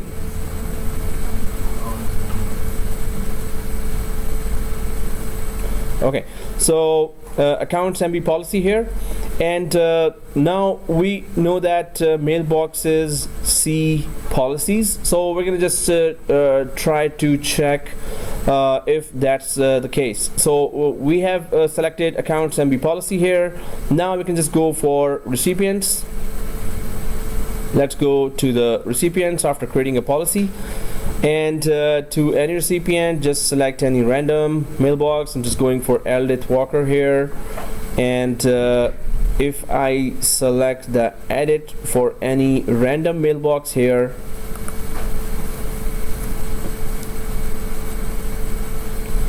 now we have a lot of options in the mailbox, but if we go directly to mailbox features here, and inside the features there is that retention policy option available, which just says for now no policy. So we can go and either we can select the default policy that was already there, or we can see what the policy we created, right? So mailboxes do not see the 3 retention tags we created, but they do see that policy which grouped those 3 retention tags together, right? So the mailbox sees that policy. So accounts MB policy, this is just one mailbox, right? If we wanted to, so if we click save here, does it save? Yes, it does. If we wanted some like collection of mailboxes here, like selecting 10 or 11 mailboxes here with the shift key, so then we can right click, or can we right click? So again, select and go for edit. Nope, it does not let us do that. So this means if we wanted to do for multiple mailboxes, what do we do then? So let's try to check the database itself. Because these 200 mailboxes are in one database, 100 is in one. Can we put that policy on the database level if possible? Otherwise, it's single mailbox. You have to just go there and check that, or with PowerShell. So servers, if I go to the servers area, just to go for databases here. So if I go to DB2 or DB1 and edit the database, do we have any area that refers to a policy? We have the journal recipient, which we will later actually configure, but if we go to the database, we do not see anything. Well, we can just go to limits here, but limits is already about the sending and receiving mailboxes. If I go to client settings, it's all about, so that's it. On the database there is nothing except for going to each mailbox and configuring those policies. We cannot find any other option here.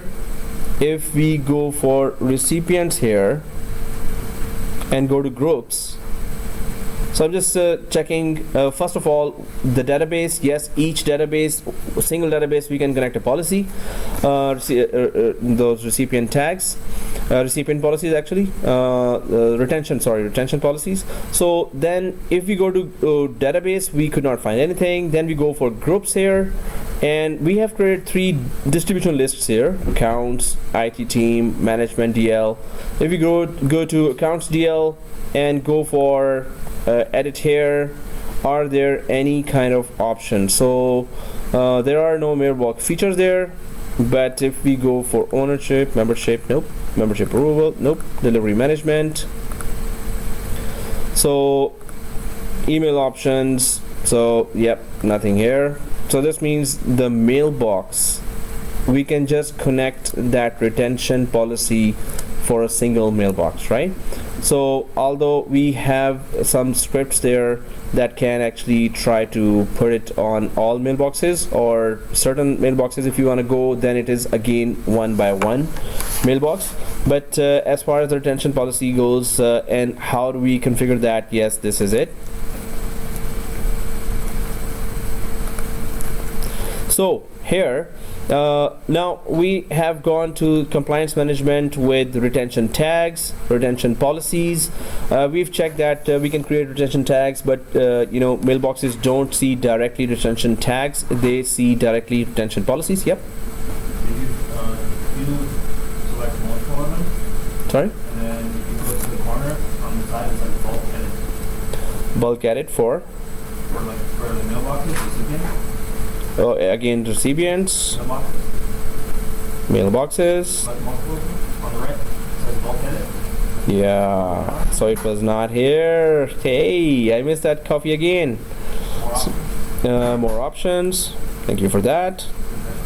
Hey, so it is on the right side. I missed it, definitely. With PowerShell, okay, so that PowerShell was going there then.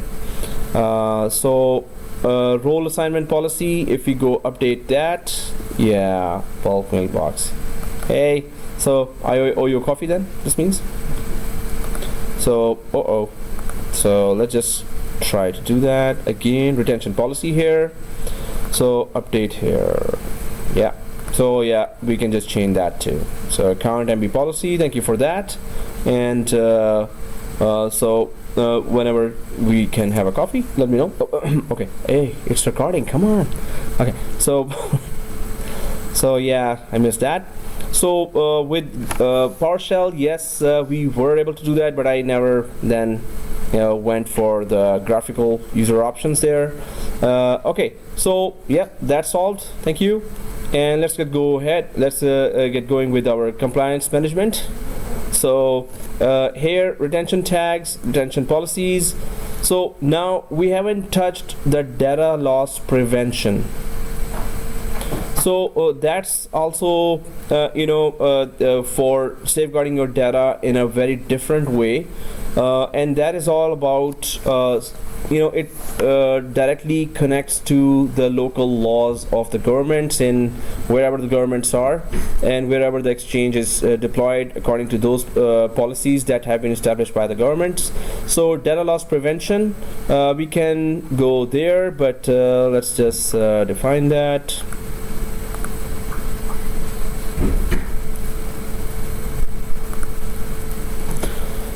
Data loss prevention. Let's just try to talk about this a little. So DLP is a system designed to detect a potential data breach, leakage incident in a timely manner and prevent it. So that's very effective in that somebody is trying to export some sensitive information. So when this happens, sensitive data such as personal company information, credit card details, social security numbers, etc. is disclosed to unauthorized users, either with malicious intent or by mistake, right? So how does it really safeguard our sensitive data, our company's sensitive data, from leaving the exchange environment by if anyone forwards that company data to outside email or to someone else? So this has always been an important matter for most companies, as the loss of sensitive data can be very damaging for a business. So for many years now, there have been both software and hardware solutions that monitor data while in use. So end user actions such as copying data to USB or printing it, for example, in motion. Also network communications like email, web traffic, instant messaging, and then at rest, data stored in file shares or on users' drives, right? So up until now, exchange administrators had to rely on third-party solutions to achieve this. But some solutions would cause more harm than good, and user productivity would suffer. With Exchange 2013, Microsoft now makes it possible to enforce compliance requirements for such data and control how it is used in email, right?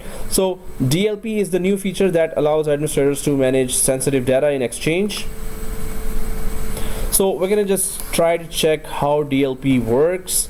It works through policies, packages that contain a set of conditions made up of rules, actions, and exceptions. But when we see, it is pretty sharp when it comes to effective prevention of sensitive data leakage from your organization. The way it does it very sharp, it is very sharp. So these packages are based on transport rules and can be created in the Exchange Administration Center, or ECP for now. Now it is called, or through the Exchange Management Shell as well. So with PowerShell. So once created and activated, they will start analyzing and filtering emails. So it will stop your email from leaving the organization if your email is found with sensitive data, right? So a nice feature is that you can create a DLP policy without activating it, allowing you to test its behavior without affecting mail flow, right? So you can have a warning policy, or you could just actually enforce that policy and it will not send that email. So DLP policies are nothing more than special transport rules. Because the transport rules with Exchange 2010 didn't provide the means to properly analyze email content, new types of transport rules were created in Exchange 2013 to make DLP possible. So these allow information inside emails to be checked and classified as sensitive, so based on keywords, dictionaries, or even regular expressions, right? So thus determining if an email violates any organizational DLP policy. So guys, we're going to be putting some information or sensitive information in emails, and we will try to check if it shows a message called that you're violating your organization email policy. So another nice feature of DLP is called policy tips. So it will give tips about if you are violating a policy or not, and it can be implemented on any types of Outlook. So this is how it looks like, and creating DLP policies based on templates. There are many templates and financial data for US, UK, Japan, Germany, Canada, France. So they have their policies showing, and if you're whichever country you are, you can just implement that template, and whatever banking accounts are there, the format of their bank accounts or any kind of other cards, credit cards. So it will implement that policy. It will not let that email leave the organization if it finds some of that sensitive data being sent in the email to outside. So it's going to stop that email. So before we create a new DLP policy, it is important to know that different operation modes these policies have: enforce policy, test policy with notifications, and test policy without notification. So we can enforce the policy and it's not going to let your email go, and then test policy with notifications and test policy without notifications, right? So let's just create that data loss prevention policy here, and then try to check it out if we can implement that in our Exchange organization or in our Evol package or what we have installed here. So let's go to data loss prevention and then try to implement that. So here in data loss prevention, you can use policy tips to notify users about policy matches, or you can use document fingerprints to customize sensitive information types. So let's just click the plus sign under the data loss prevention here and go for new DLP policy from template, import DLP policy, new custom. But let's just go for the first one here, new DLP policy from template. So how does it look like and what are the features available for us? So you can see here that country wise the policies have been or the templates are showing here. Canada financial data, so that's if we just click the Canada financial data here as a template, so it helps detect the presence of information commonly considered to be financial data in Canada, including bank account numbers and credit cards. So use of this policy does not ensure compliance with any regulation. After your testing is complete, make the necessary configuration changes in Exchange so the transmission of information complies with your organization's policy. So examples include configuring TLS with known business partners or adding more restrictive transport rule actions, such as adding rights protection to messages. So let's just implement this policy, this Canada financial data template here. So what we can type here that company data loss prevention policy. Wow. Can't find anything longer than this. So company data loss prevention policy, let's just type that, and we could just put something in detail: requested by CEO, requested by the meeting, requested by the conference, delegates, but whatever. So company data loss prevention policy, we just named it. Then we are selecting Canada financial data here, and then we can use anyone who is sitting beside that person's credit card and put that, no, just kidding. So we'll just send in email something that is bank account number or in that format or credit card number format. Actually, if you later, I'm gonna Google that. So fake credit card numbers, so it is just for developers. They have created some numbers which are not actually existing anywhere, right? So so here once we have selected that template, is there any other option? So if we scroll down here, find more DLP policy templates from Microsoft partners, and again it is DLP is a premium feature that requires an enterprise client access license. Seriously. So again, yeah, of course, for all the important features we need to pay. In trial versions they should allow us, but okay, click save. So as far as creation is concerned, so it is there, but we did not click enforce. We can do that, so we already know that it's so testing without policy tips. Test with policy tips, first we can try that. So policy tips, at least it will give a yellow warning banner that you're violating the company policy. Enforce means that if you have put a credit card number there and you want to send an email, it's not gonna let you even send an email, right? So the DLP is there, but let's just click that test with policy tips here. So if we click on the right side here, test with policy tips, are you sure you want to enable this policy in test mode with notifications enabled? Yes. So test with policy tips is now configured. You can just check enforce as well. So let me just grab that format of credit card numbers so we could use it in our email. So if it is implemented organization wide already, so we could just check that out. So I'm just gonna try to send you that information now. Pausing it, resuming. So we got some random numbers here.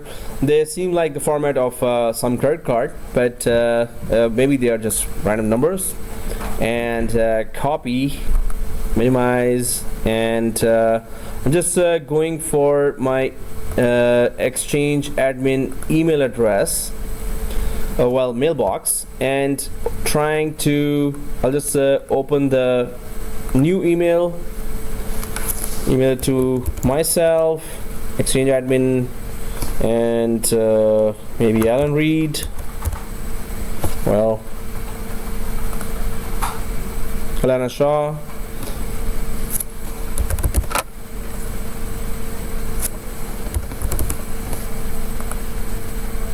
And read. So credit card numbers, and just putting that format of credit card. It's just that. Nope. So those numbers are there.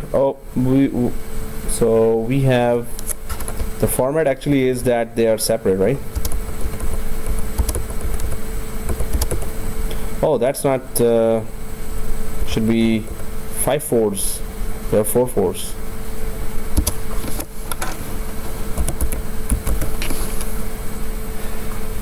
Or we can just take out our credit card and just put that there because nobody's recording. Hey, in your machines nobody's recording, right? So anyway, if that's the credit card information, and I put the keywords here, credit card number, CC, whatever. So, and these are 5 fours, and MasterCard has 5 fours, right? So then send. So I could just refresh that. So maybe the policy hasn't implemented yet. And if you go for send items, it's still in drafts or not. Or F5 the whole browser just to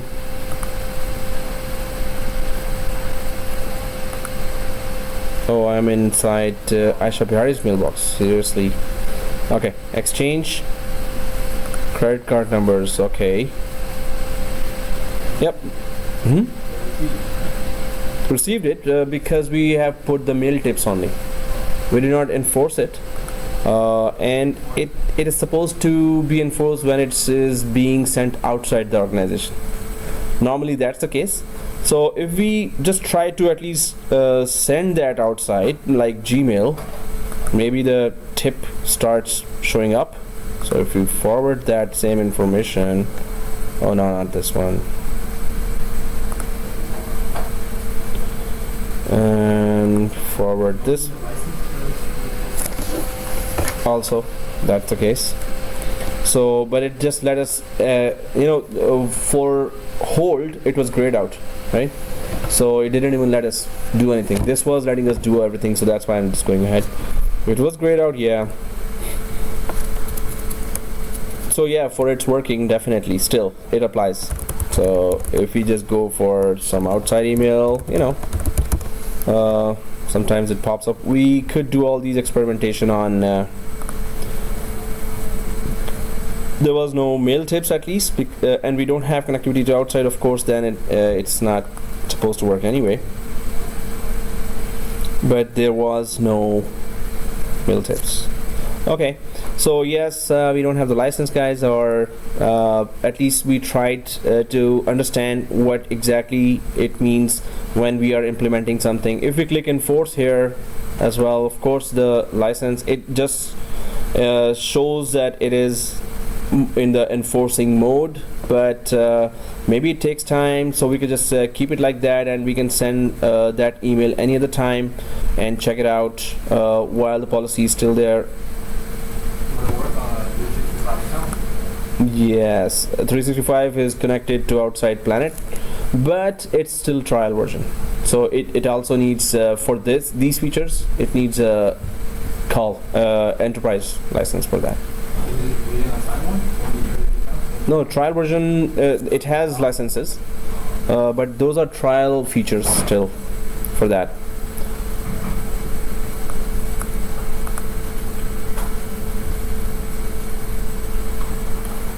Yep, no messages here. Anyway, so guys, before these advanced features, of course, on trial versions we can at least try this much and try to know that if we were if that policy was there with proper licenses, we would have been able to check that and implement that. So let's just go for journal rules here. Manage policy tips. There are no items to show. Hey, we didn't give any policy tip here. Notify the sender. Okay. I'm just going for another area here where the policy tips are there. Hello, don't do this. There was no policy tip defined there, so I just randomly started this manage policy tips. I went there and just defined a policy there, but maybe I'll just give it time, or it might not apply. We have no way of confirmation here, or other than the documents in Microsoft, or when we downloaded that Exchange that time. We have to dig down into if this particular policy will work or not. So if I just that policy tip I already gave, you can still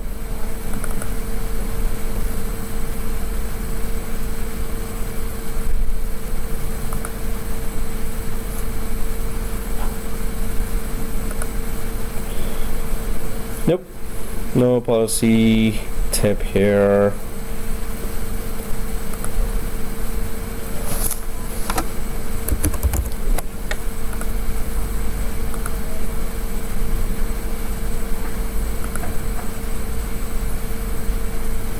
Okay, so let's just try to go for the journaling policy. At least we touched all those components which are supposed to be configured if this was running, and the companies have properly implemented that.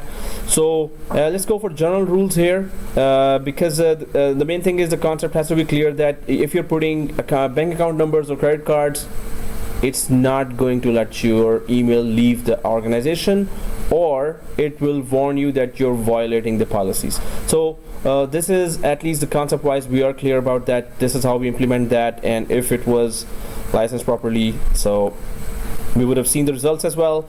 Let's go for journal rules here. So more critical policies, Microsoft has kind of disabled it as long as we pay properly for that to Microsoft, then only they will enable some of the features.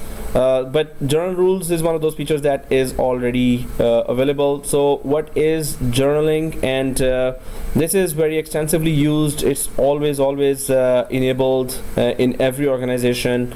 Very important to keep records of who's doing what and who's emailing who, what time you received an email, what email you received. Everything is copied to another a neutral mailbox there, right?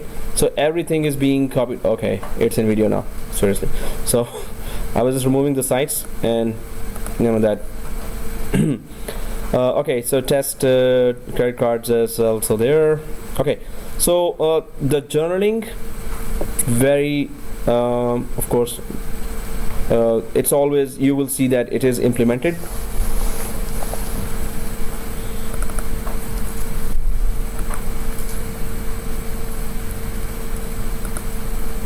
Oops, not there. Data loss prevention, not there. Data retention. Journaling. So it is journaling can help your organization respond to legal, regulatory, and organizational compliance requirements by recording inbound and outbound email communications. So when planning for messaging retention and compliance, it's important to understand journaling and how it fits in your organization's compliance policies, and how Microsoft Exchange 2013 helps you secure journaled messages. So what is journaling? So all the emails incoming and outgoing are copied to another account. That's journaling, right? So if we implement journaling on one mailbox or multiple mailboxes or the whole database, so if you implement it on the database level, of course, any email coming, going, and coming will be recorded for every mailbox, right? So all emails are being recorded there, journaling, regardless of whose mailbox is on that database. So standard journaling here. Standard journaling is configured on a mailbox database. It enables the journaling agent to journal all messages sent to and from mailboxes located on a specific mailbox database. So to journal all messages to and from all recipients and senders, you must configure journaling on all mailbox databases, on all mailbox servers in the organization. So premium journaling. So there is standard, which we will use, and then there's that premium version of that as well. So premium journaling enables the journaling agent to perform more granular journaling by using journal rules. So there are some rules. I think those rules, we will try to check if we can access those rules in our evaluation, but if not, then yeah, it requires enterprise CAL as well, so client access license. Instead of journaling all mailboxes residing on a mailbox database, you can configure journal rules to match your organization's needs by journaling individual recipients or members of distribution groups. So we can just define rules that if any mailbox at any time is applying, if that mailbox has the criteria or some kind of configuration or kind of messages that person has written that are similar to what the journaling rules are, then the emails will start getting copied for that person. So you must have an enterprise CAL to use premium journaling, but we can still use the standard journaling here. So the following are key aspects of journal rules. Journal rules scope defines which messages are journaled by the journaling agent. Journaling recipient specifies the SMTP address of the recipient you want to journal. And journal mailbox specifies one or more mailboxes used for collecting journal reports. So we're going to create now a mailbox which is specific for journal mailbox journaling, and that mailbox must not be inside organization. So if it's an Exchange mailbox, journaling will not work. It has to be an outside mailbox from an outside domain of another Exchange organization. So it could be a mail contact, it could be a Gmail account, Hotmail account, but definitely organizations don't go for that. They must have an outside mailbox. It could be outside the organization, so you could just create another Exchange organization, or you could just buy a domain, and or you could just buy archiving services from some cloud company, and they would just give you that mailbox name to which the email should be sent, and from that mailbox they will be forwarded to all the archiving solutions. So journaling mailbox is used to collect journal reports.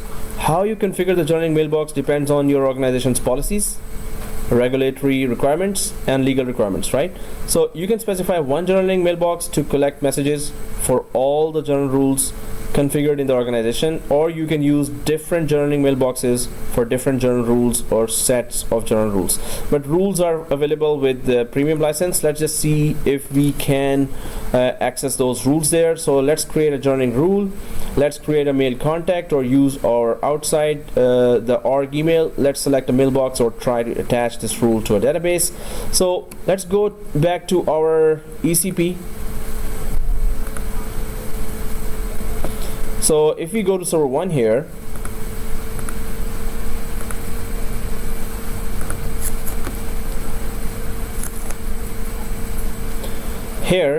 journal rules, we can just click plus here and check those rules here. So if we click plus, so send journal reports to, so journal reports have to be some outside mailbox. It cannot be our internal mailbox, right?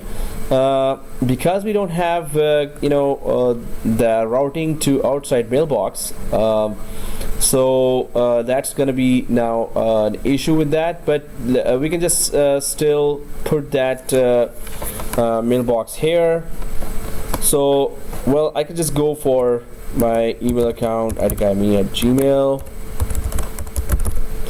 Hey, we have those mailboxes on Office 365, but we don't have connectivity from here to there. But in Office 365 we can just try all these things. Seriously. Okay, well, in Office Web exactly the same area is there. Everything is exactly the same, right? Till now it's still we haven't gone to that decision. Well, but I would just recommend, in fact, there is that one assignment, light assignment pending. So that assignment, so we can do this, all these rules we can run on Office 365. You have the accounts, so I will just send the details to the group that it will be, you have to just implement these settings in Office 365. Everyone has the access to that, and it looks exactly the same there as well. Just implement some of these exercises there. So I'll just give this as a one assignment there. We're just reaching week 15 anyway, but here right now we can just give that email address. We don't have routing enabled to outside to the Gmail, but this is how it works. We can just click that name, that company journaling email,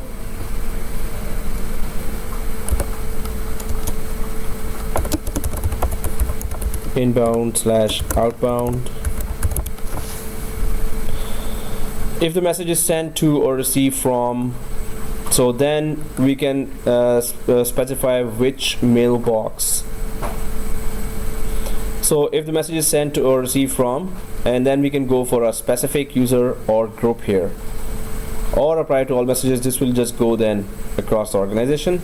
So a specific user or group, suppose if we go for specific user group, then we can just select any account, any mailbox there. But if we can just go for apply to all messages here, right? So apply to all messages will be then wherever we attach this general rule, all messages of suppose one mailbox, all messages of suppose specific maybe 10 or 20 mailboxes, or all messages.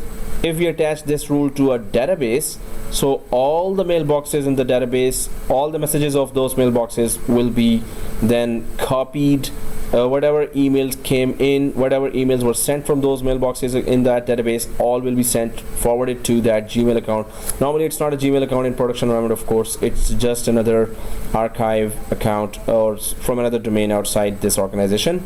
So journal the following messages. So what are the rules here? All messages, internal messages, external messages. So that's it. Like all messages, we can just keep it like that, but we could have just gone for internal messages only or external as well. Whatever the user is sending inside the organization, whatever the user is sending outside, or inside and outside, right? So are we able to save it? So click save. Do you want this rule to apply to all future messages? Press yes. Well, we are able to save it. Now we can just attach it to one mailbox or one database as well, right? So are we able to attach it to a mailbox? Because it is supposed to be attached to a database. Yes, that's one rule. So company journaling emails. If we go to recipients now, and do we see when we select all the mailboxes, I'm still there, and there's that bulk edit. So do we see anything related to journaling?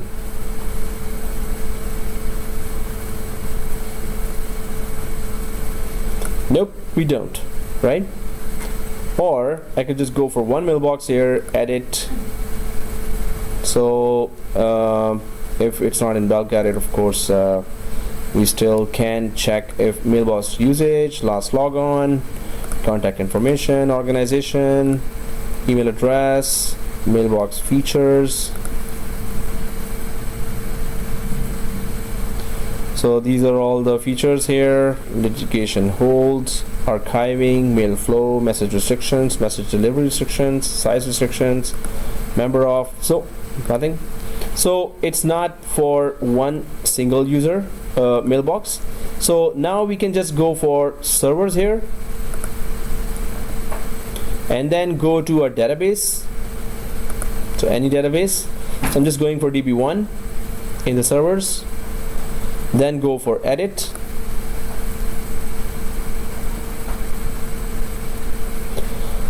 And then do we see that in the maintenance? And we do.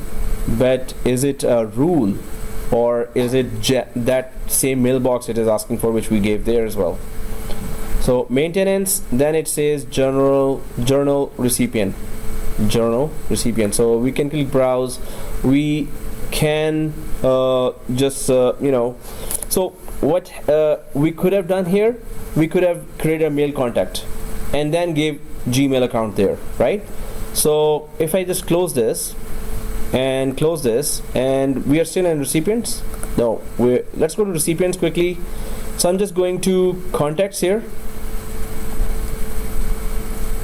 So if I go to recipients and then contacts and then go to plus, so recipients, contacts, plus mail contact, first name,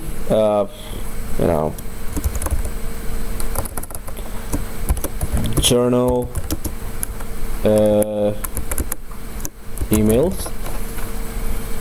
So it is their journal email, and then alias journaling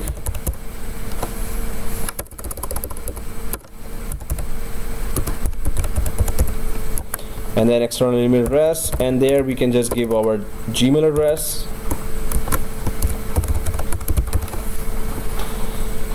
So it's a mail contact, journal, and then journal email, journaling, and then this email address. Save.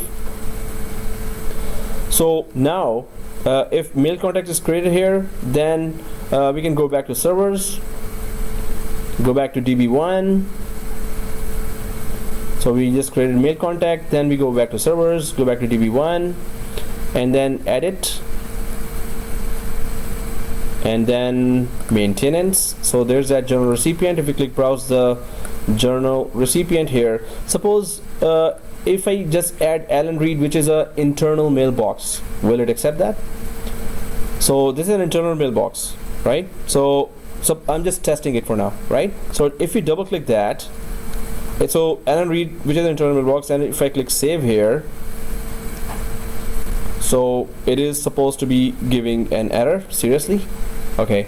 So if we go for again database maintenance, so it is not supposed to take any. So if you try to send an email to that Alan Reed, it should not be going there. Hey, it didn't give me any error here, right? Oh yeah, so let me just show you guys, you don't have to repeat that. If it took this email in the database, you don't have to repeat that. Let me just quickly show you what I was trying to prove here and what it did not show. So if I go to general rules here and click the plus rule and go for Alan.read at okay, George Brown. Oh man, what's our domain? It's been that long. Yeah.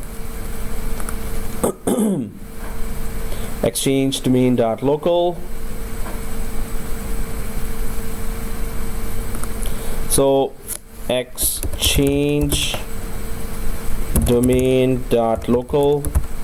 If I just put there send general reports to this, and then all messages and all messages. So save.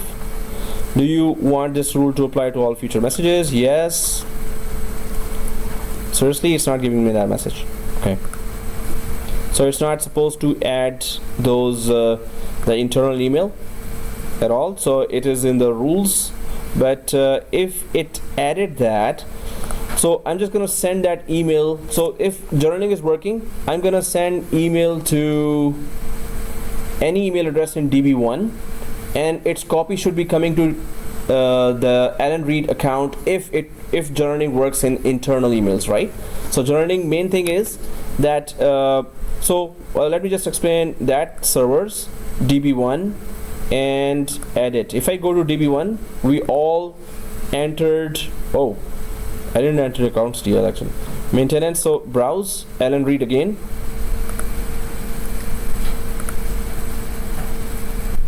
Save.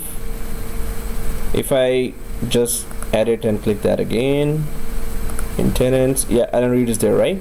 If it accepts that, so we can just test it now. How do we test it? Do we know which mailboxes are on DB1? I think we all copied the same alphabets. So DB1 has from A to some certain alphabet, right? Let me just show you that by running that exchange PowerShell. So I'll just have to prove that feature. So if I go get mailbox database DB1 pipe get mailbox,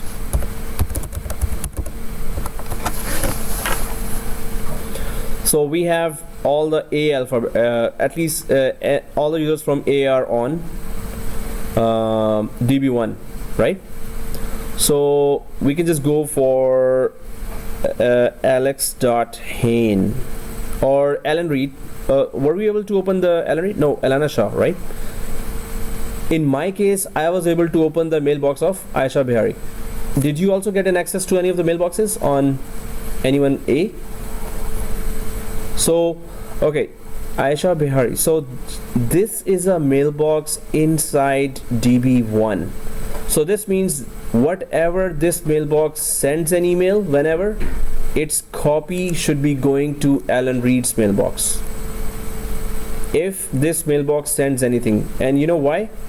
This mailbox is part of the database that has journaling enabled now. Journaling feature has been enabled on this database, right? So any of these users send any email, its copy should be going to that mailbox which we defined inside the journaling mailbox. As the journaling mailbox, every email copy should be going there, right? So yeah, for this we need to have access to Alan Reed mailbox and in my case Aisha Bihari mailbox.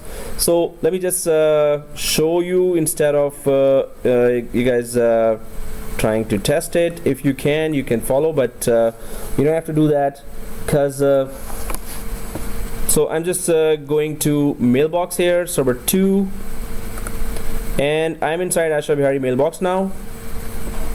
What I'm trying to do here, I'm gonna send email to myself, to Exchange admin, and to the same user Aisha Bihari. So I'm logged in from Aisha Bihari account because I gave myself full access, Exchange admin full access to that account. So if I'm going for Exchange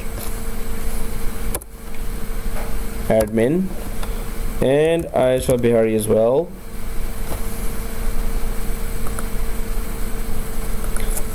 Testing journaling, test journaling,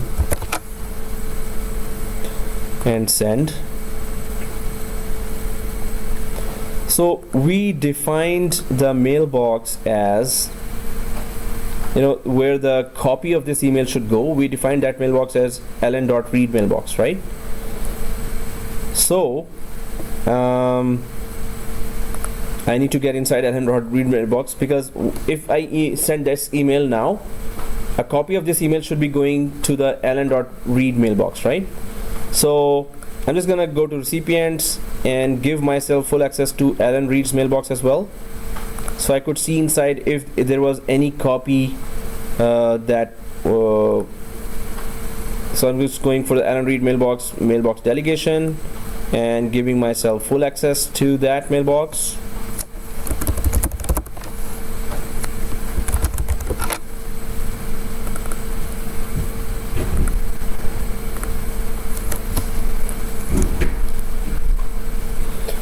So I have full access to ln reads mailbox now. If journaling is working, then ln read should have a copy of whatever Aisha Bihari has sent. Aisha Bihari did not send any email to ln read. Aisha Bihari sent email to exchange admin and herself, right? So if journaling is enabled, that a copy of that email should be going to ln read mailbox if I can access that. So I'm inside the exchange admin. I'm going for open another mailbox, and then going for ln read. I hope it lets me get in. Well, it did, and yes, the email is there. Aisha Bihari email testing journaling. Aisha Bihari never sent email to this, but ln read gets that email. So internal mailbox. So this means that journaling is working internally, but it's not supposed to work for internal mailbox, which is okay. There's some weird message here. Health mailbox. Okay, the mailbox this mailbox health is an inbound proxy probe, contoso.com. Oh, there are so many emails coming now. Okay, so there's some problem with this mailbox, so that's why there are some these reports are coming to this mailbox, and I think I have to delete that and recreate that mailbox with this name or some other name. But anyway, the journaling worked. So Aisha Bihari mailbox is actually part of the database where we enabled journaling. Then if you enable journaling on any database, so any user on that database can send and receive email. That email will be copied to the mailbox that you defined in the journaling. And yes, well, journaling pretty much works here. So anyone else was able to test that?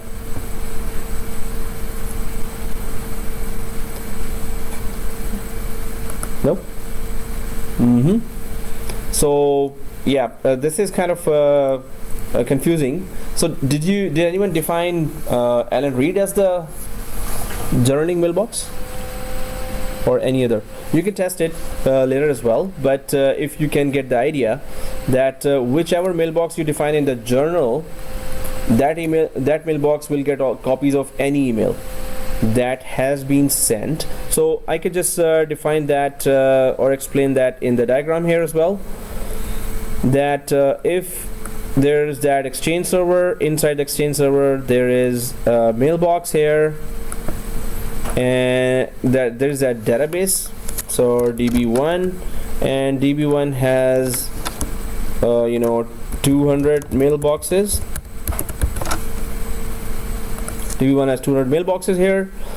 Now if journaling mailbox is equals ln read, So, and you added Alan Reed on the database as the mailbox on DB. If you added Alan.read as the journal mailbox, then all emails of mailboxes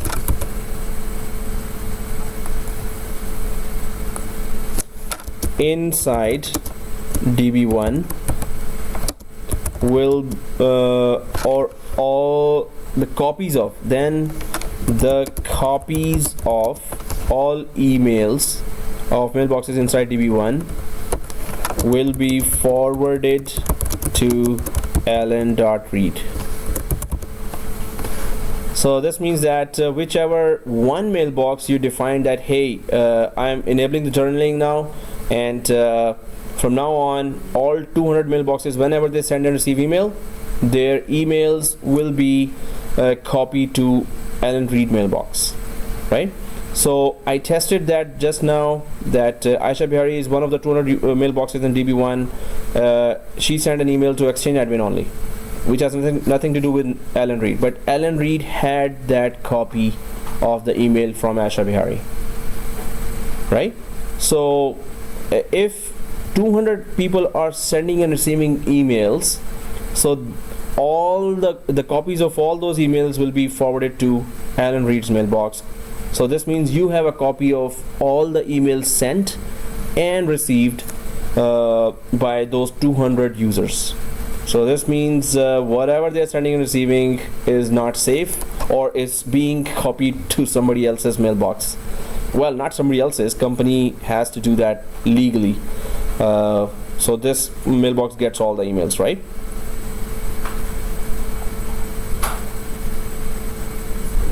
Yeah. I receive a lot of mailbox. Just for Alan Reed? For Alan Reed and? Because I use a different users. Okay. So health means that we have put some either some type of policies there, or they are corrupted right now. Mailboxes are corrupted. So that's why I was saying that let's just delete those or use some other mailboxes, because we have been doing all kinds of policies and putting and adding changes and removing. So these mailboxes should not be further used. They could just take down the database as well, but we don't know what kind of corruption is that. So yes, I'm also getting that inbound proxy health mailbox. We have put some policies where the email is trying to go out and it cannot find that, or there are some DLP policies we implemented that, if they are trying to work and cannot, so they are sending health messages to all of those. Although it says here it is showing that GUID for the health mailbox. So MAPI submit LAMP probe. So yeah, we have to just check it with the Microsoft knowledge base on technet.com exactly for these kinds of errors. But it's coming for Contoso domain. I don't know where we defined the Contoso domain there. Contoso exchange server 4.exchange domain.local. Server 4 was our edge transport server. Did we do edge lab? Yeah, we all did that. You did not do an edge transport, right? We just created that. Server 4 was our edge, right? So you did that lab? Because It was that lab one. yeah, so you did not do that, right? And you still receive those messages. So it could be a result. I have to actually Google that now. And not now, later. But we can just use any other, because we have put so many policies now, enable. So some of the policies may be sending that, because right after those compliance policies we are getting these messages, right? So yeah, we'll let you know or update that. I hope it's not happening to Exchange admin. So if I go there, nope. So only those end user mailboxes are affected. Well, okay guys, so let's go for the next very long lab. Hey, I just wanted to see that expression, frozen. So let's just use up our remaining time. Maybe, yeah, because the class is so empty that, oh, I should not say it in the video. Okay, class is full and yeah, people are screaming. Can't you hear that video? See? There was so much sound coming just now and you missed it, video. Okay, so okay, let's go for other features here. There are many other features and we're okay, right? Yeah. Kind of okay. Okay. Hey, you had a break, right? Okay.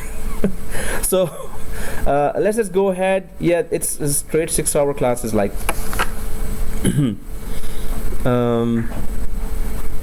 and there's that train. Okay, so there is some smaller, easier feature. Let's just go for that. Let's not go for the longer lab here. Now here we have permissions. So in the permissions we have admin roles, user roles, and Outlook web app policies. Let's just complete the whole exchange today and call it a no, let's not call it anything. So permissions here, admin roles, these are already defined roles by with some tasks assigned to those, so these are called role groups. And role groups, if you select just a compliance management, click that in the permissions and then admin roles. So if you click the compliance management, to the right side you can see what roles it has been assigned. This role group has been assigned. So compliance management, whoever is added to this role group can do data loss prevention, can do information rights management, retention management. We did just perform the retention management, right? So view only audit logs, view only configuration, recipients. So we can just do all that if we are added to the compliance management. We were just doing that because we are exchange admins of our organization. So then the second one is discovery management. And okay, it's not the second one, delegated setup. So and view only configuration. So if you want any, well, maybe there's a new recruit, maybe there's that intern and he or she wants to test all the features in Exchange, but it's a live production environment. You can't just let that person access your Exchange environment and make changes. So you can add that person to delegated setup. You can just see that assigned role is view only configuration. So that person can only view everything but cannot make changes to anything, right? So delegated setup. Then there's that discovery management. We were trying to do that as well. There's that legal hold that person can see or do or implement if we have the premium enterprise client access licenses, and mailbox search. So we were able to do, actually we were not able to do even the mailbox search or legal hold. So these exercises which we were not able to do, I will just try to make an assignment out of that. Okay, help desk, user options, view only recipients. So yes, this the help desk could be given these tasks, right? So user options and view only recipients. So hygiene management, again application impersonation, receive connectors, transport agents, transport hygiene. So this is very important as well for incoming and outgoing emails, right? Then there is that organization management, the we can say king or queen of the jungle or city or wherever. So this organization management has the most roles, so definitely the most dangerous, don't go there kind of group or role group. So then there is that public folder management. We haven't created yet, but we're going to be creating public folders and trying to understand what are those, and they are also implemented across organizations. Recipient management is just distribution groups, mail recipient. So we can just see all the tasks here, that migration could be done, move mailboxes could be done, recipient policies could be done, team mailboxes, and then we can go for records management, audit logs, journaling, message tracking. So records management and compliance management, whoever is responsible for investigation could be added to records management and compliance management here, right? So records management also is audit logs, journaling, message tracking, retention management, transport rules. So server management here, now that's one of the most important roles. Database copies, anything to do with databases, exchange connectors, server certificates, servers, so all the server related and database related work, plus POP3 and IMAP4. So you can just assign these specific tasks. Then there's that unified messaging management where your mailboxes, prompts and messaging comes, and then again view only and monitoring management. So let's just go for our plus sign here under the admin roles. So plus sign,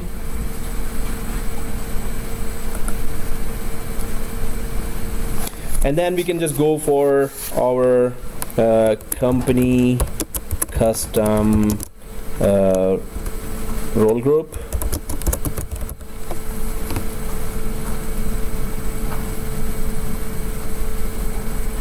So we're just creating that company custom role group here, and select default to use the implicit right scope for each signed role, or select an existing custom scope. We haven't created the custom scopes yet, so or we can just implement it organizational unit wide.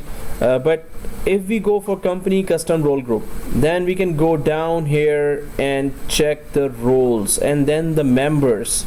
So suppose you got a new member in the company and you want to give him or her very specific roles, and not he or she should not be going outside those roles. So if I click plus on the roles here, so now you can see the list of roles, Active Directory permissions, address lists, and it also defines that what does each of these roles do. And if we keep going down, there's a long list of all the roles that we can assign, right? So if you're just going for view only anything, that's just for keep letting the new recruits just see and monitor everything, but don't do anything else other than that. Or you can just decide any of the other specific custom roles.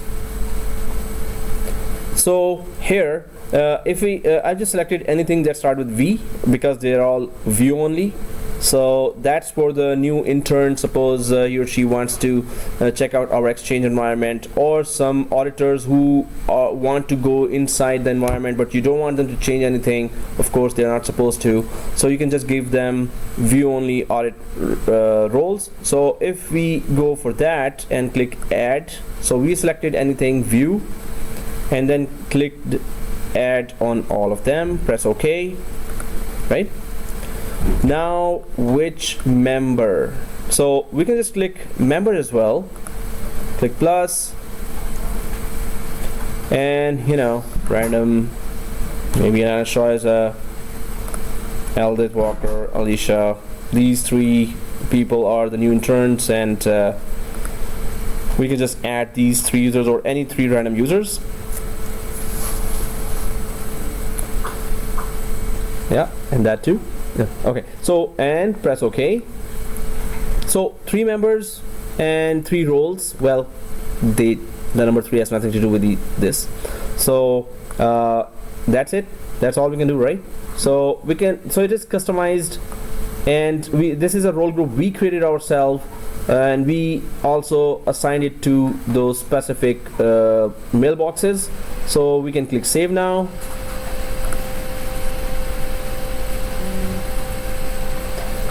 So there is that company custom role group here,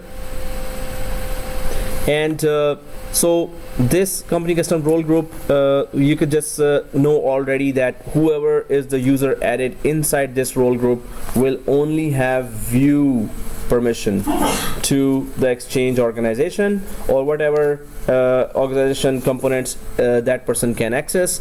So only view view only roles are there. So we know that if you click this custom company custom on the right side, you can see what are the roles and who are the members. So you can just easily add or remove anyone you want, right? So role groups, we can see that they are already been created by Microsoft, and they have been carefully given some roles here, but we can just create our custom roles as well, custom role groups as well. Okay, this is related to the administration side. What about these user roles? What are those? So administration side, we know there are some higher privileges, there are some lesser privileges, but when it comes down to user roles, what would that be? End users are not supposed to be given, higher privileges.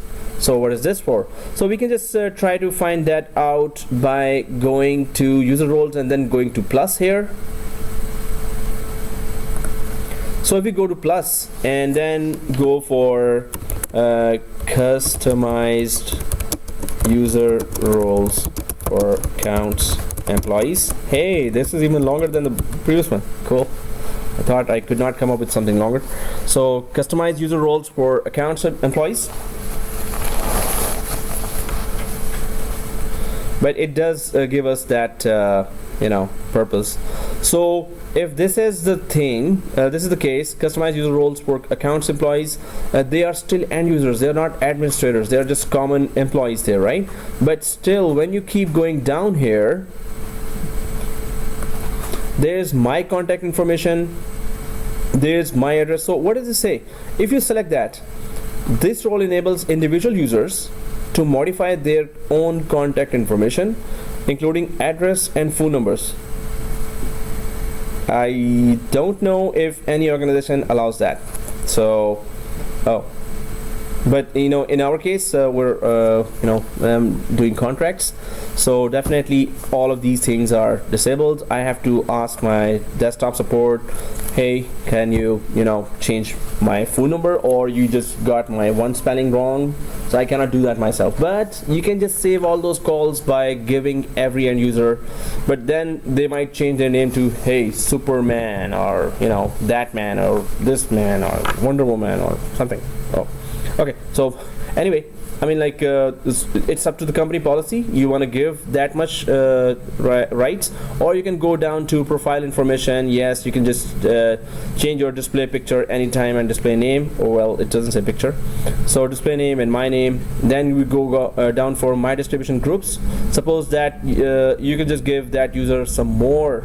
This role enables individual users to actually create as well, modify and view distribution groups, which is kind of too much permission you're giving. And then it goes down to whatever you want according to your company policies, and my voicemail, my diagnostics, my team mailboxes. So you can give these rights to so role assignment policy here, customize user roles for accounts employees. So suppose we have just given the my contact information, and we can just change the name here. If we click save here now and enabling just this, so you haven't assigned a management role of type my base options to this management role assignment policy. This will prevent users who are assigned this policy from using the Exchange Administration Center and so manual of type my base options. Okay, press OK here. Anyway, so it is just warning that, hey, you should have gone for some extra configuration as well. So if I keep it clicked here and go for edit again, where are those my base options that he was talking about? My base options is here. So they are just recommending that this role enables individual users to view and modify the basic configuration of their own mailbox. So that's a very good suggestion, and it's good that we are following that. So you always go for all those pop-ups there, because if you allow the users to have the top option there and then not select this one, then the users can see the Exchange ECP as well. At least they can view those options, which we don't want them to use or view even. So press save, yes. So if we have created the user roles, can we attach these roles to a mailbox? So yes, we can. Oh, this one is a heavier train. Serious? Hey, don't fall, anyone. Any of the tubes, please. Okay. Hey, that was much more. Okay, anyway, so video, there was a train passing by and we were moving like crazy. Anyway, so let's just go for user roles here, and let's go to recipients. Quickly attach this role to a mailbox or a number of mailboxes. So I'm going to the recipients here, and we can just select random number of mailboxes here again, and on the right side, do we have that user role policy somewhere?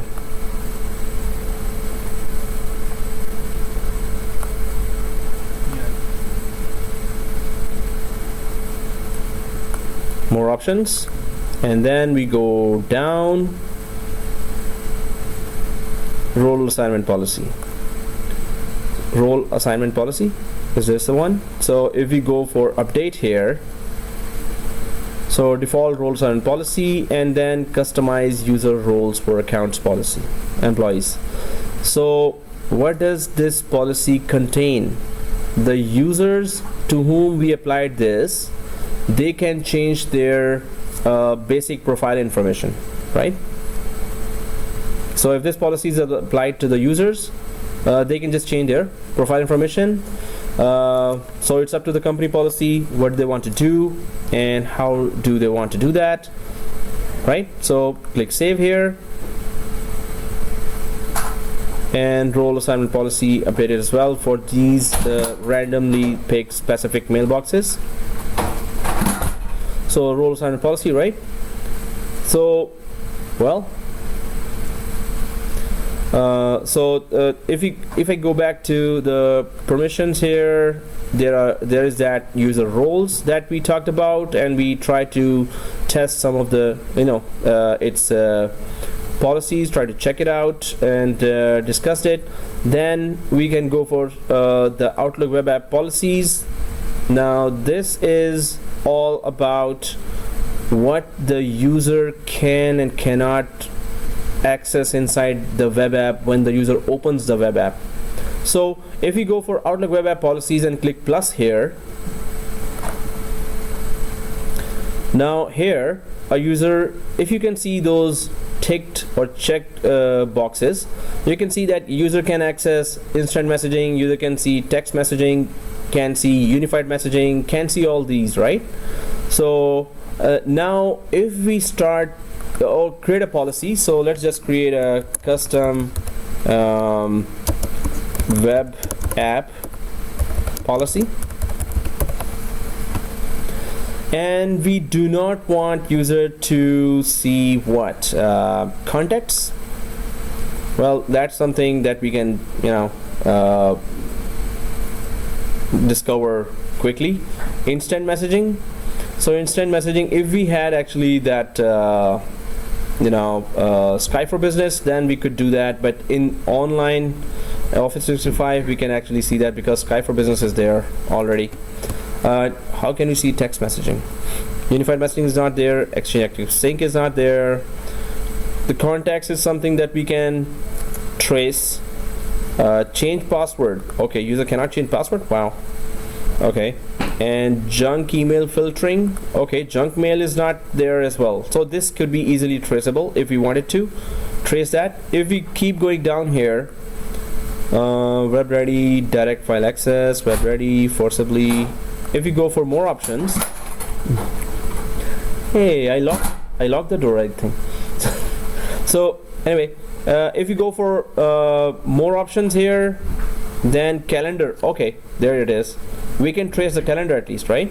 So if I uncheck calendar, tasks, reminders, user should not be able to see all these if we attach this web app policy, web app mailbox policy to any specific mailbox, right? So if I go up here with web app mailbox policy, so we have created that policy by the name of custom web app policy.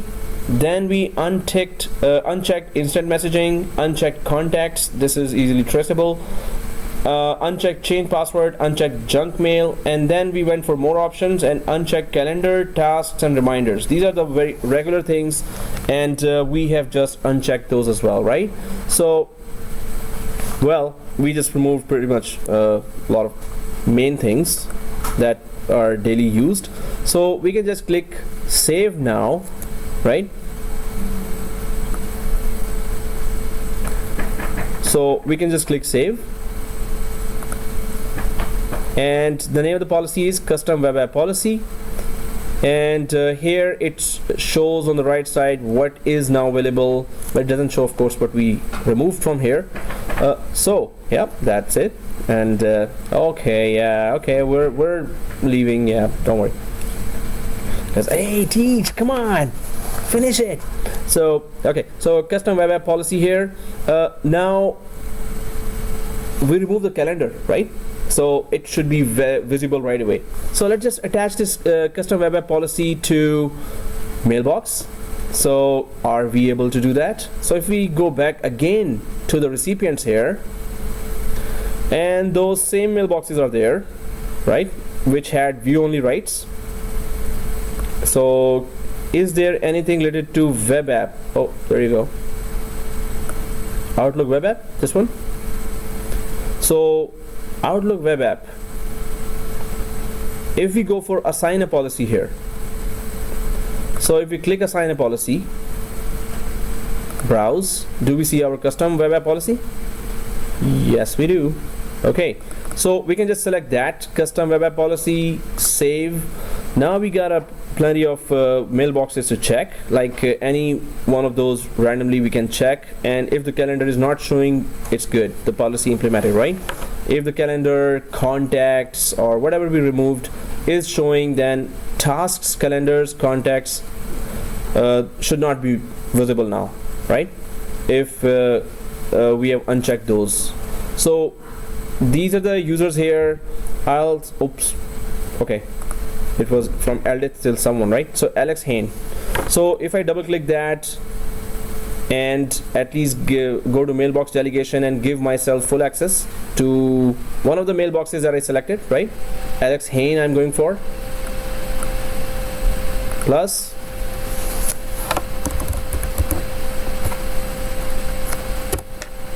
yep, there's only one. Oh, seriously, what I'm doing? Exchange admin.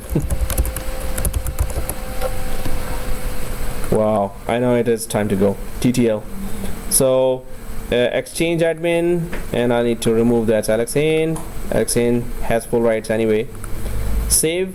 So Alex Hain is that is having that policy, but if I want to confirm that,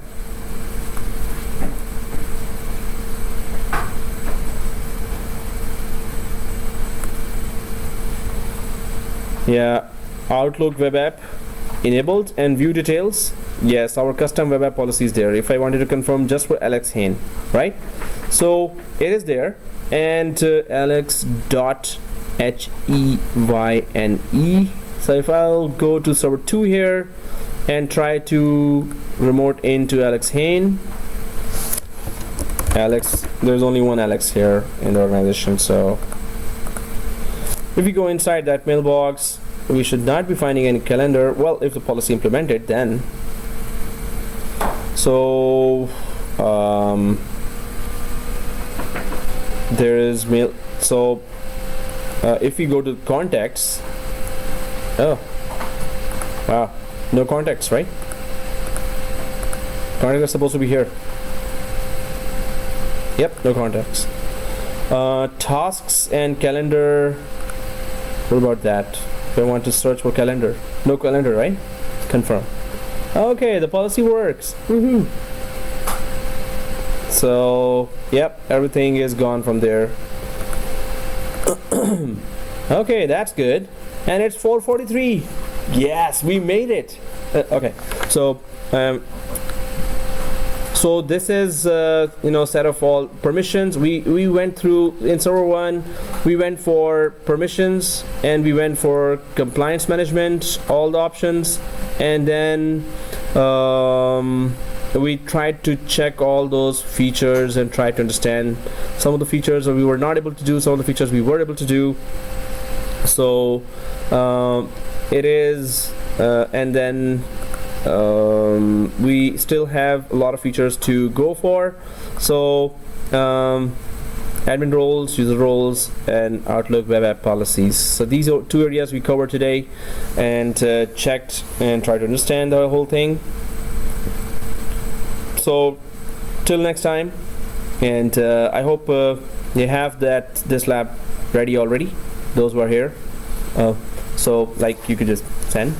So that's great, and others who are watching the video, please send your weekly labs, because that's a large chunk of numbers. I'm trying to remind that again and again, that please send your, because before the end of the course I have to check who has sent which weekly lab and who has missed. So don't miss any of the weekly labs that we were supposed to send. At the end of the course I have to mark all those, so I have to see per week what lab is there, right?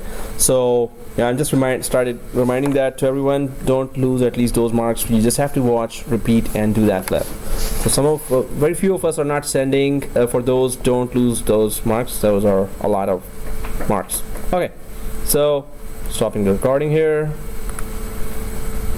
and TTL.